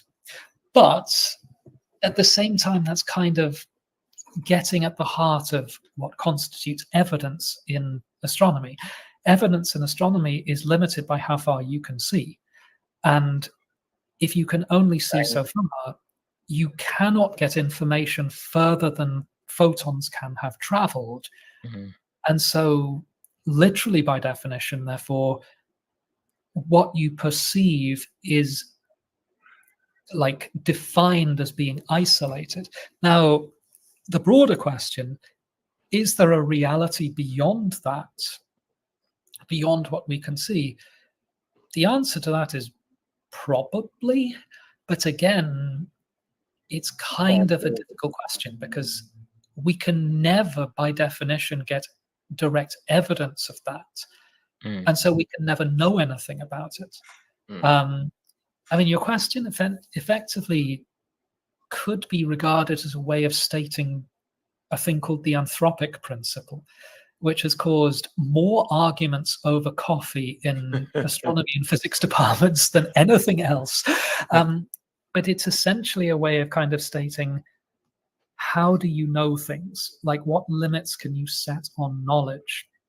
And they ultimately always come down to how far you can see is all you can really talk about with any degree of certainty. Oh, I like that. Appreciate it. We got Anthony. Hey, right Yeah, there. That was a serious Yeah. one. That's a replay. You got to replay Yes. that. That's a replay. This is a replay show, y'all. It's a replay. oh yeah, It is. no doubt, no doubt. This is some very high level information, very high Right. level. But what I wanted to ask Dr. Farrar, okay, we were speaking on the new discovery of the furthest, detected galaxy, and they actually gave a number, an exact number. It's 14.32, and Right. I always, the way I was raised, when you add a point, you're pretty confident in what you say. Like dealing with money. Hey man, you owe me $20, and you owe me $19.58. That's an exact number. So I guess my question is, are they pretty confident in this method that they use as far as dating what they find or the evidence that they have? They're pretty confident in that method, huh? For that particular galaxy, yes. But your question kind of delves into a broader topic, which is like quite an interesting one. And that is how you measure redshift. So there are a number of ways of doing this, but they all come down to looking at the spectrum of a galaxy and kind of saying, what features do I see in this spectrum? How do they compare to the same features as seen in a galaxy right beside us, or as produced in a laboratory on Earth from the same elements? So, for example, stars are mostly made of hydrogen for the most part. And when hydrogen gets very, very hot, it emits certain specific spectral features. Those spectral features, you can produce those in the laboratory. You just go to the laboratory, you get some hydrogen, you heat it up, you treat it very, very carefully because hot hydrogen has a tendency to explode. But if you do that and you're careful, then you can see these spectral features being emitted by those hydrogen atoms. What you then do is you go to your telescope and you say, I'm going to look at this faraway galaxy. I'm going to look for those same spectral features. I'm going to measure the wavelengths they appear to be at, and the difference between the wavelengths as measured in the laboratory and the wavelengths as seen in my spectrum of this faraway galaxy, that's the redshift. Now, there are other ways to measure redshift that are less precise than this. This would take quite a while to explain, so I'll have to kind of give the synopsis of this. But what the James Webb Space Telescope is doing that's really revolutionizing astronomy, it's doing quite a few things that are revolutionizing astronomy, but one of the things it is doing is that it's discovering galaxies at redshifts that were not possible before, because the James Webb Telescope is very, very sensitive. It operates at the right wavelengths. It's got a really big primary mirror. It's just great for this kind of work. It has discovered a large number of galaxies that are at colossal redshifts, 8, 9, 10, up to 14, and even some cases above. However, the way that it measures those redshifts can vary. So for some galaxies, you measure what's called a spectroscopic redshift. And a spectroscopic redshift is where you're like, okay, I have identified a specific spectral feature, like an emission line or an absorption line. I know what that feature is. I can measure its wavelength in this spectrum pretty accurately. And from that, I can get a precise redshift. And that's what they did for this redshift 14 galaxy. I'm going by a slightly hazy memory here, but what I believe they did was measure a spectral feature called the Lyman break. The Lyman break is an absorption edge. So what happens is you have your spectrum and you have emission, emission, emission. You get to a certain wavelength and all of a sudden the emission drops precipitously. And that happens because photons above a certain energy level are very easily absorbed by the content of the space, gas and dust between stars. And so what I believe was done for this galaxy was they looked at its spectrum and they saw very clearly a feature that corresponded to this Lyman break. But for this feature to be the Lyman break, the galaxy had to be at this colossal redshift of 14. When you have a specific spectral feature like that, you can be pretty confident in the redshift you give. You can assign a redshift with numbers after the decimal point. It's like your analogy with money was actually a really good one. It's exactly that. You can be confident of that level of precision. There's another way of measuring redshifts, which is called a photometric redshift. And in that case, you don't really identify a specific spectral feature. What you're kind of what you're doing in that case is you're saying, what does the overall kind of pattern of emission from this galaxy look like? Like, what's its shape of the emission over a wide wavelength range? You don't have the resolution to get a specific spectral feature, but you can kind of get an outline idea of the kind of the shape of the emission. Like, is there more blue? Is there more green? Is there more red? You can do that, but you can't get a specific spectral, emission line or an absorption line. In those cases, you can still measure a redshift, but generally speaking, you're going to be kind of significantly less confident about it. And in those cases, you wouldn't say the redshift is like 14.32. You would instead say something like the redshift is going to be probably 8-ish, plus or minus maybe 1. You would be significantly less confident. You'd have a much bigger uncertainty. You can still use it. You can still do good science with it, but it's not going to be as precise. Precise redshifts, you need a specific spectral feature that you can say, this is what it is. This is what its wavelength is on Earth. This is what I measure it to be. The difference gives me the redshift. Then you can be confident. Got it. So That's basically, you what you're telling me is spectroscopy is really key in the field. Hey, you remember probably about a couple of years ago, me and you did a show. We was talking about Brunson, and we was talking about the spectroscopy and how important it is in this field. And that's another thing we do on this show, Dr. Farrar, is we want to encourage the young people to go to school, of course, in whatever field, but give them ideas of or ways that they can make a career out of this. And that's one of those ways, being able to analyze the light from all this data that we're getting from all these space observatories.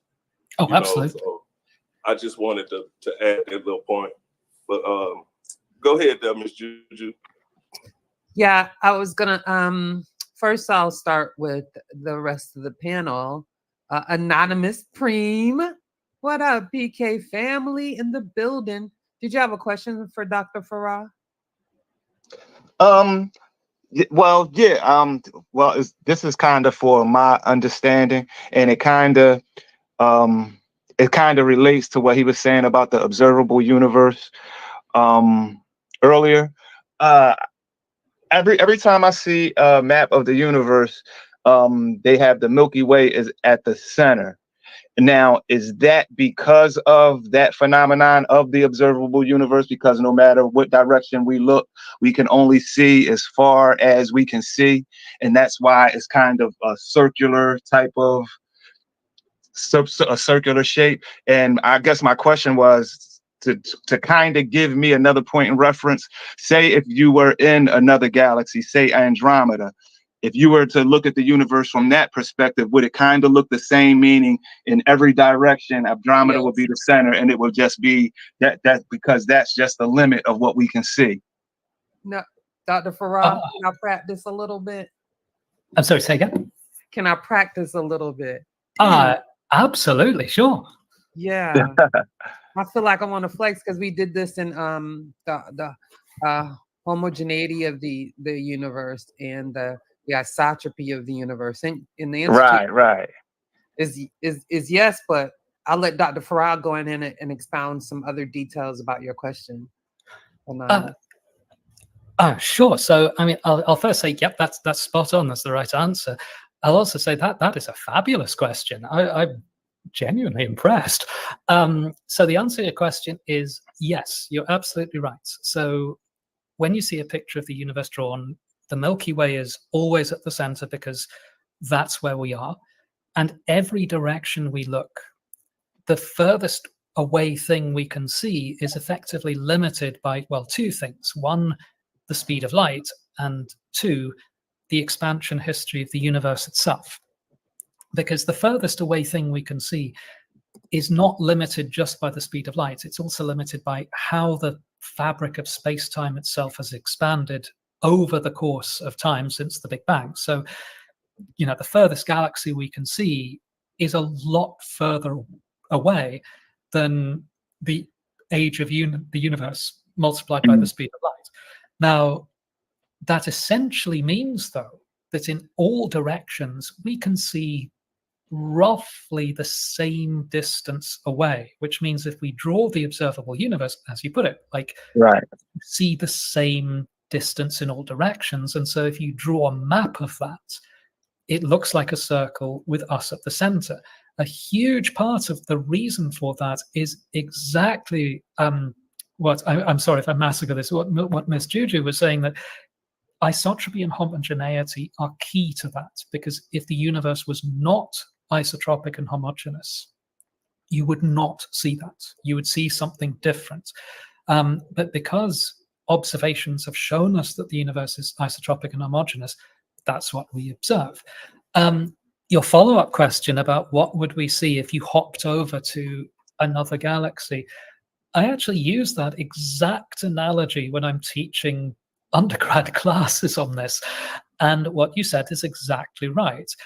If we didn't live in the Milky Way, let's imagine we live in another galaxy, but let's make it a far away galaxy. Let's make it a galaxy like 1 billion light years away. I mean, the Andromeda galaxy is 2 million light years away. Let's go a bit further. Let's go 1 billion light years away. Now, I'll first say, to be very strict and scientific, I don't know for sure what that would look like because I've not done that. I've not done that experiment, so I cannot be certain. However, if you take the current sort of accepted model for the universe, then what you would see if you lived in that galaxy is that in all directions you would see roughly the same distance. The universe would look isotropic and homogeneous. And if you were living in that galaxy and you decided to draw a map of the whole universe, you would get a circle and your galaxy would be right in the center. And the Milky Way would be just one of uncountable billions of galaxies about 1 billion light years away from you, that according to you was moving away from you, just as we in the Milky Way think that other galaxy is moving away from us. But your description is exactly correct. Okay, cool. Because now my mind is expanding, and I'm like, wow, I'm trying to imagine, doing the Einstein thought experiment thing. I'm trying to imagine what the universe looks like at the edges of what we see. Like past, like how far past can they actually see? Can they see like the full as far as we can see, even though they're at the edge?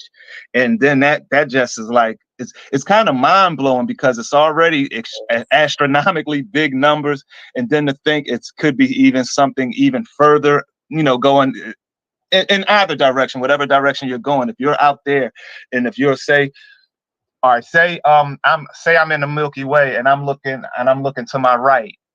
Now, if I go all the way, and if I could suddenly like transport all the way to my right as far as I can see, what does that person see from that perspective to their right? That's kind of where I'm going with it. Like just mentally, just kind of trying to understand and fathom just how big this thing is. Yeah, Talk and that like is the unobservable universe.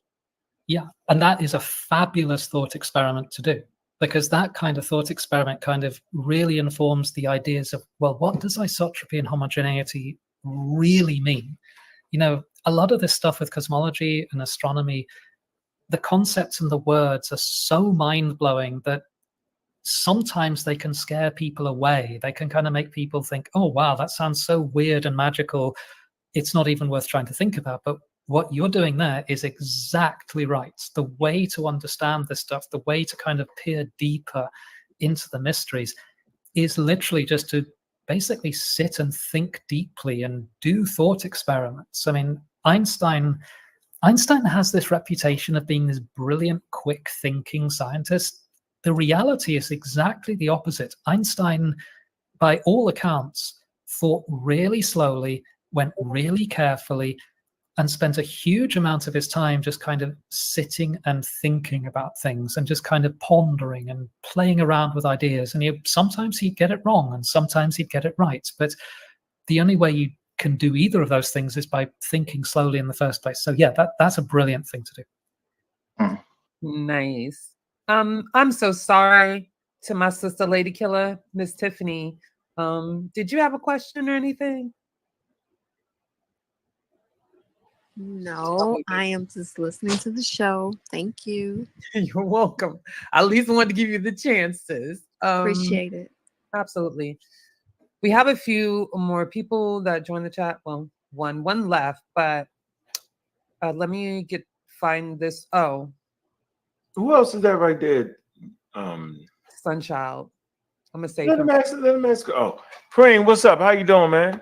Yeah, what up? Where you been at, man? Where you been at? Hey, man, just living. That's all. I ain't nowhere, bro. I'm right here. Hit me up, though, bro. Hit me up. Like you say, I've been in the gym a lot. every day. Here's the question. Can Redshift be used? And this is by Fedi Kalunga. He's part of our Discord and Pseudo Killer family. A very young, intelligent mind, Dr. Faraz. So yeah, I definitely want to get his end. But his question is, can Redshift be used to study the accretion disk around black holes? Oh, wow. You weren't kidding. That's a great question. You guys come up with fabulous questions. This is actually kind of slightly scary. The answer to that is yes, absolutely. Nice. So the idea there actually is centered around, you might remember I said there are 3 physical origins for redshift. There's classic Doppler shift, which is like motion of things. There is gravitational redshift, which I'll come back to. And then the third one is cosmological redshift, where it's the expansion of space and time rather than the motion of the galaxy. That question, though, is getting at that middle physical possibility, the gravitational redshift. So accretion disks are, just to set the scene a little bit, when a black hole has lots and lots of stuff falling into it, what happens in that situation is you form a thing called an accretion disk. And the reasons for this get a little bit complicated, but to kind of give a synopsis, it is virtually certain that all black holes in the universe spin really, really fast. There's a variety of reasons for that, which I can go into another time. But the upshot is they all probably spin really, really quickly. When stuff falls towards that black hole, again, for reasons that would take a little while to explain, and again, I can come back to that another time if it's of interest. But what tends to happen then, Absolutely. when stuff, that's all right. I said, please do. Oh, we yeah. would Yeah, like sure, to really thank you. go into that, okay? Oh, black holes are great. I'll talk about those even longer than I'll talk about redshift. If that doesn't scare you, I don't know what will. No, we're not scared. But what happens then is you get the matter falling into a black hole before it can actually fall into the black hole. What it will tend to do is settle into a thing. Oh, I'm sorry. No, keep talking. Someone's right. got the mic open. I'll get that. I'm sorry. Oh, right, got it. Before it can fall into the black hole, it's called an accretion disk, which is nothing terribly complicated. It's just material orbiting the black hole, kind of spread out in a sort of flattened disk-like structure. And again, the reasons for that are quite interesting. It's actually, black holes are kind of seen as this terrifying force in the universe that everything will be sucked into one day. The reality is probably quite the opposite. It's actually very hard to get material to fall into a black hole, but that's another story. Accretion disks aren't terribly big, but they are quite close to the event horizon of the black hole. What that means is that the outer parts of that accretion disk, if the material in the outer part of the accretion disk gives off light, that light has to climb out of a pretty steep gravitational field in order to escape. But if material in the inner part of the accretion disk produces light, that light has to climb out of a much stronger gravitational field to escape because that material is closer to the black hole itself. What that means is that you can use the perceived gravitational redshift of light coming from the accretion disk around a black hole to start to study the structure of the accretion disk itself. You can say, okay, this light must have come from the outer parts of the accretion disk because its gravitational redshift is not too big, but this light must have come from material that's in the inner edge of the accretion disk, quite close to the event horizon of the black hole, because its redshift is much, much greater. There's a few other sort of complementary diagnostics you can use. So, for example, if there's a fire truck going past, you might hear some Doppler shift. I know, that's funny. I was thinking the same thing. So there's a few other diagnostics you can use. So, for example, the material that's closer inside the accretion disk, that material will tend to be moving faster, which means it will tend to be hotter, which means that the radiation it's giving off will tend to be higher energy to begin with. And so there's actually, I don't personally do this, but some of my colleagues use X-ray telescopes, the very, very high energy photons, very high energy light, to study accretion disks around black holes. And what you can do with X-ray light is, if you're very careful, you can see light that's coming from the inner edge of the accretion disk. And potentially even you can watch material. You can't quite do it in real time, but you can see evidence of material coming off the inner edge of the accretion disk and falling into the black hole itself. And a central part of this kind of analysis, a central part of being able to do any of this, is the correct interpretation of the gravitational redshift of this material as a diagnostic for where in the accretion disk it is coming from. So it was a great question, because this is active research that is ongoing as we speak. It's a tool that astronomers use. Thank you for that. Dr. Farrar, where are you on the time? We have one more question, but we can forego until you come back next time, because I'm happy to do a couple more questions. If people have questions, I'll hang around. Thank you so much. But we don't want to abuse your time. I just want to let you know that we're good. It's totally fine. Okay. I have no plans for tonight, so it's totally fine. Yay. Okay. So this is by Kyle. He was in the back earlier, but his phone was dying. But he's a great supporter of our platform.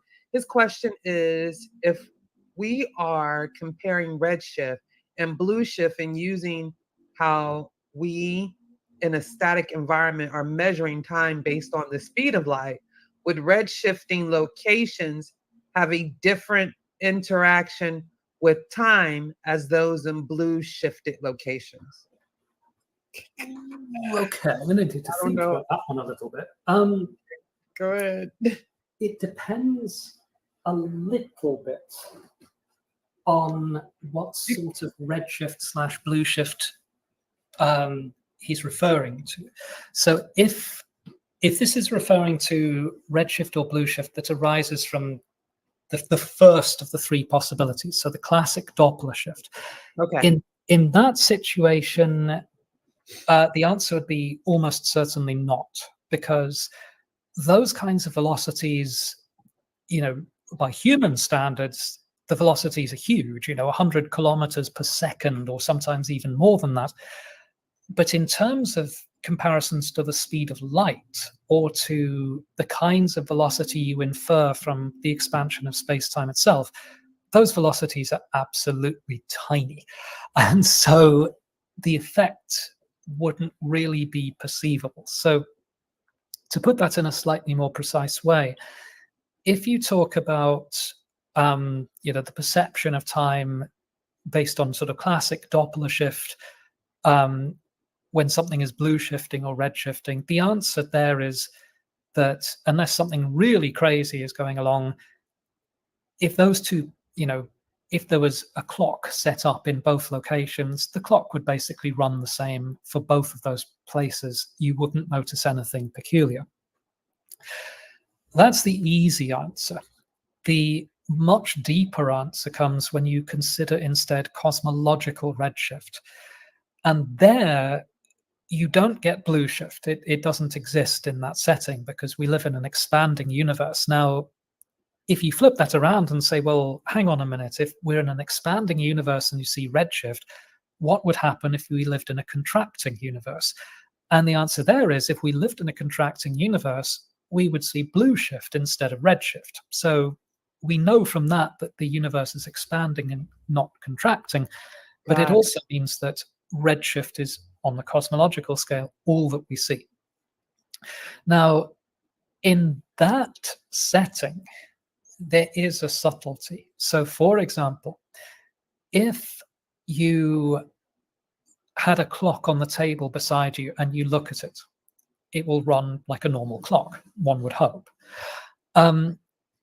If you got a really, really powerful telescope and zoomed in on the clock sitting on the table of a planet in a galaxy at a high redshift, what you would see probably is that clock running slow. Like, you'd look at the ticks of that clock and then you'd look at the ticks of the clock on the table beside you, and the clock on the table beside you would appear to be going at a normal speed, but the clock on the table on the planet far, far, far away in the high redshift galaxy, you would perceive it going slow. However, someone sit in that galaxy, that far away galaxy, who was sitting beside their clock and just looking at it, would perceive it running at a normal speed. But if that person got a super powerful telescope and looked at the clock on your table, they would perceive it to be running slower than their clock.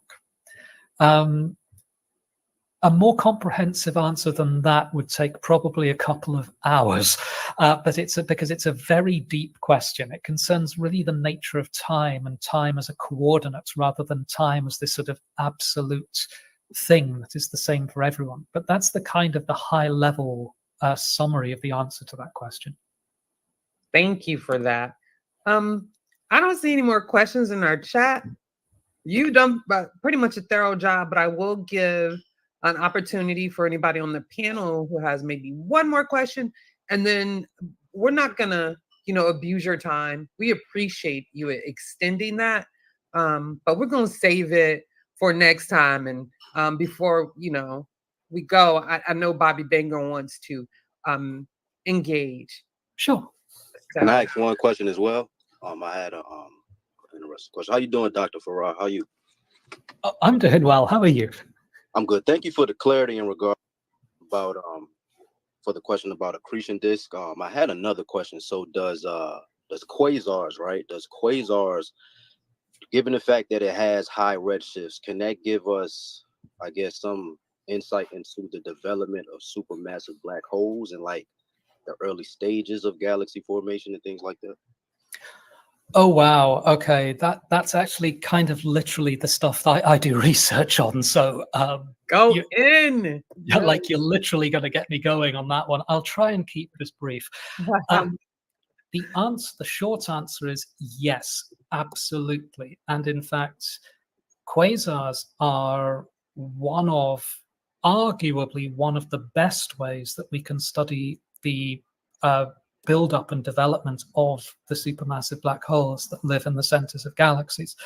The reason for that is that a supermassive black hole, that phrase sounds incredibly impressive and, oh wow, supermassive black hole, that's got to be this great, big, huge, impressive, bright thing. The trouble with black holes, though, is that if they're not accreting any matter, if stuff is not falling into them and they're actively growing, they don't give off any light at all. And that basically makes them virtually impossible to see. The only way that you can study a supermassive black hole that's not accreting is by using other things to kind of indirectly infer its existence. And that, you can use that to tell it's there. You can use that to kind of tell that how heavy it is. So one way you can do that, for example, is you can look at a galaxy and you can look at the way that stars move in that galaxy, and you can say, well, there's got to be an enormous great black hole there for the stars to be moving in the way that they are moving. Mm-hmm. However, outside of galaxies quite close to us, that's not really possible.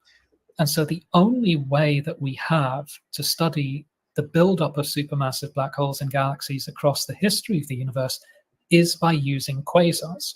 And the way that, this is a whole research field, but the sort of high-level summary of it is that you can use how bright the quasar looks, like how much light it's giving off, together with other measurements of the spectral features that you can see in that quasar spectrum. In particular, I'm trying to think how to explain this. You can take a spectral line in that quasar spectrum and you can measure how bright it is. That tells you how much light the quasar is giving off.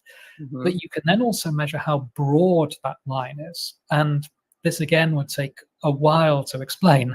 But the upshot of that is that tells you how quickly the gas accreting onto that black hole is moving. And so you've got these two complementary measures. You've got how much light is the gas giving off, and you've also got how fast is that gas moving. And those two pieces of information together tell you, with some tricky-ish calculations, but they tell you how quickly that supermassive black hole is accreting new material, and therefore how fast it's growing. You can then use that to kind of connect supermassive black holes into a broader picture of how galaxies themselves grow and how supermassive black holes themselves may affect the growth of the galaxies that they live in. But a huge part of that analysis, a huge part of all of that study, comes from finding and understanding quasars. Thank you. I appreciate that. Mm-hmm. We have a quick question from Odio.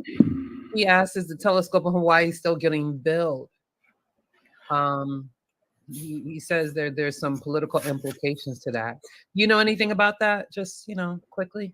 I don't know a great deal about that. The telescope in question is called the 30-meter telescope, or the TMT. I think it would be fair to say there are issues about it. I am not qualified to speak about this, and so I can only give a brief sort of thing. My understanding is that there are strong feelings from several groups on that particular topic. There are obviously groups who are quite keen for the telescope to be built. There are groups who are not so keen for the telescope to be built. I think the only thing that I would feel qualified to say is that the issue is, I think, a complicated one and a difficult one, and has much more history behind it than I think. I think that most stories about the issue will let on.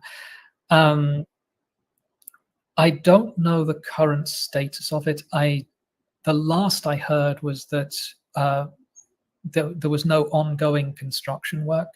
Okay. I do not know the current status or when construction work may or may not begin again. No problem. So I will ask, because I don't know, it's been a while though, but this have something to do with the natives or the tribals when that telescope was going to be built? Or no? If not, we don't have to go any further. I believe that some of the groups who are opposed to its construction are from the Native Hawaiian community, yes. Oh. I don't know enough detail beyond that to Okay. be able to talk confidently about it. I mean, if you like, I can, some of my colleagues are much more knowledgeable about this. I can Okay. ask one of them to come and talk about it. It's a complicated topic, but I can certainly see if I can find someone to talk about that. But I don't know enough of the kind of the recent history to be able to, confidently say things about it. Yeah, I just want to say, I want the audience to be aware of the fact that you are freely and willing saying, I don't know, as transparent and as honest as possible. And that's something like, us as PK officials advocate, don't try to make it up. Don't, don't be pseudo. And that's sometimes the best answer, because how do we say, I don't know gives you the opportunity to learn and to know, So that's one thing that struck out when we first interviewed in our more formal interview, Dr. Farah, is that you didn't hesitate to just say, I don't know. I'm not expertise in that. You know what I'm saying? Oh, absolutely. I mean, to me, it's always when someone says, I don't know, it's like, to me, it's always a profound thing, because it's sort of saying, I don't know, but I want to know more. Like, the beginning of all scientific discovery begins with the phrase, I don't know. And if you do research for a living, you spend 99% of your time not knowing, because you're trying to work out the answers to things. So stands to reason, most of the time, you don't know the answers. So I'm always quite happy to say, I don't know, but I always love to work out new things and to learn the things I don't know. That to me is the fun bit. I love it. We're definitely going to clip that. Any last questions from anyone on the panel? If not, we're gonna close this. Bobby Banger, sorry, I'll give you a minute, but I know you. No. I'm just I appreciate you stopping through, Professor, getting this class. Mm-hmm. Good class. It has actually helped elevate the community in ways that they'll figure out when they start listening to the download. So appreciate you, and as always, man, you're an honored guest. Oh, it's really my pleasure. I really love doing these things. You guys are fabulous to talk to, and I always feel I learn things when I come and talk to you guys too. So it's a two-way street. Thank you. Can't wait till the next one, man. Appreciate I know. Did you have anything else, Ken, to close your remarks? Okay. Nah, that's all, man. I think, man, once I'm gonna go back and watch this again, because I know facts. There's a lot of stuff packed in this one. So appreciate them again, man. Anthony, you got the final word, and we're out of here. Oh yeah, I just as I tell you all the time, Dr. Farah, I really do appreciate you giving us your time, schooling us, on what's happening in the cosmos. You're very, very dear to me. Like I said, I do appreciate it. And like Miss Juju said, the transparency, is what we're all about. You know, like we say all the time, we're not the experts, but we can bring the community the experts, you know. So I really do appreciate you interacting with our audience and, you know, answering the questions the best way you can, and looking forward to the next time. And I appreciate everybody for tuning in, you know, appreciate all y'all, but most of all, I appreciate you for giving us your time, Dr. Farrar. Oh, yeah, as I say, it's always my pleasure. And hey, I mean, the schooling goes both ways. I mean, as I say, I learn stuff when I come talk to you guys. It's always great. Thank you. But did you have something else, Dr. Farrar? I cut you off. It's always. Oh no, I was just saying I'm happy to come back, and it's always cool. Just let me know when you want me. Oh man, you know we finna do that. All right, y'all. Good night, y'all. Thank you for coming out and supporting us in our what is it, Wednesday night class.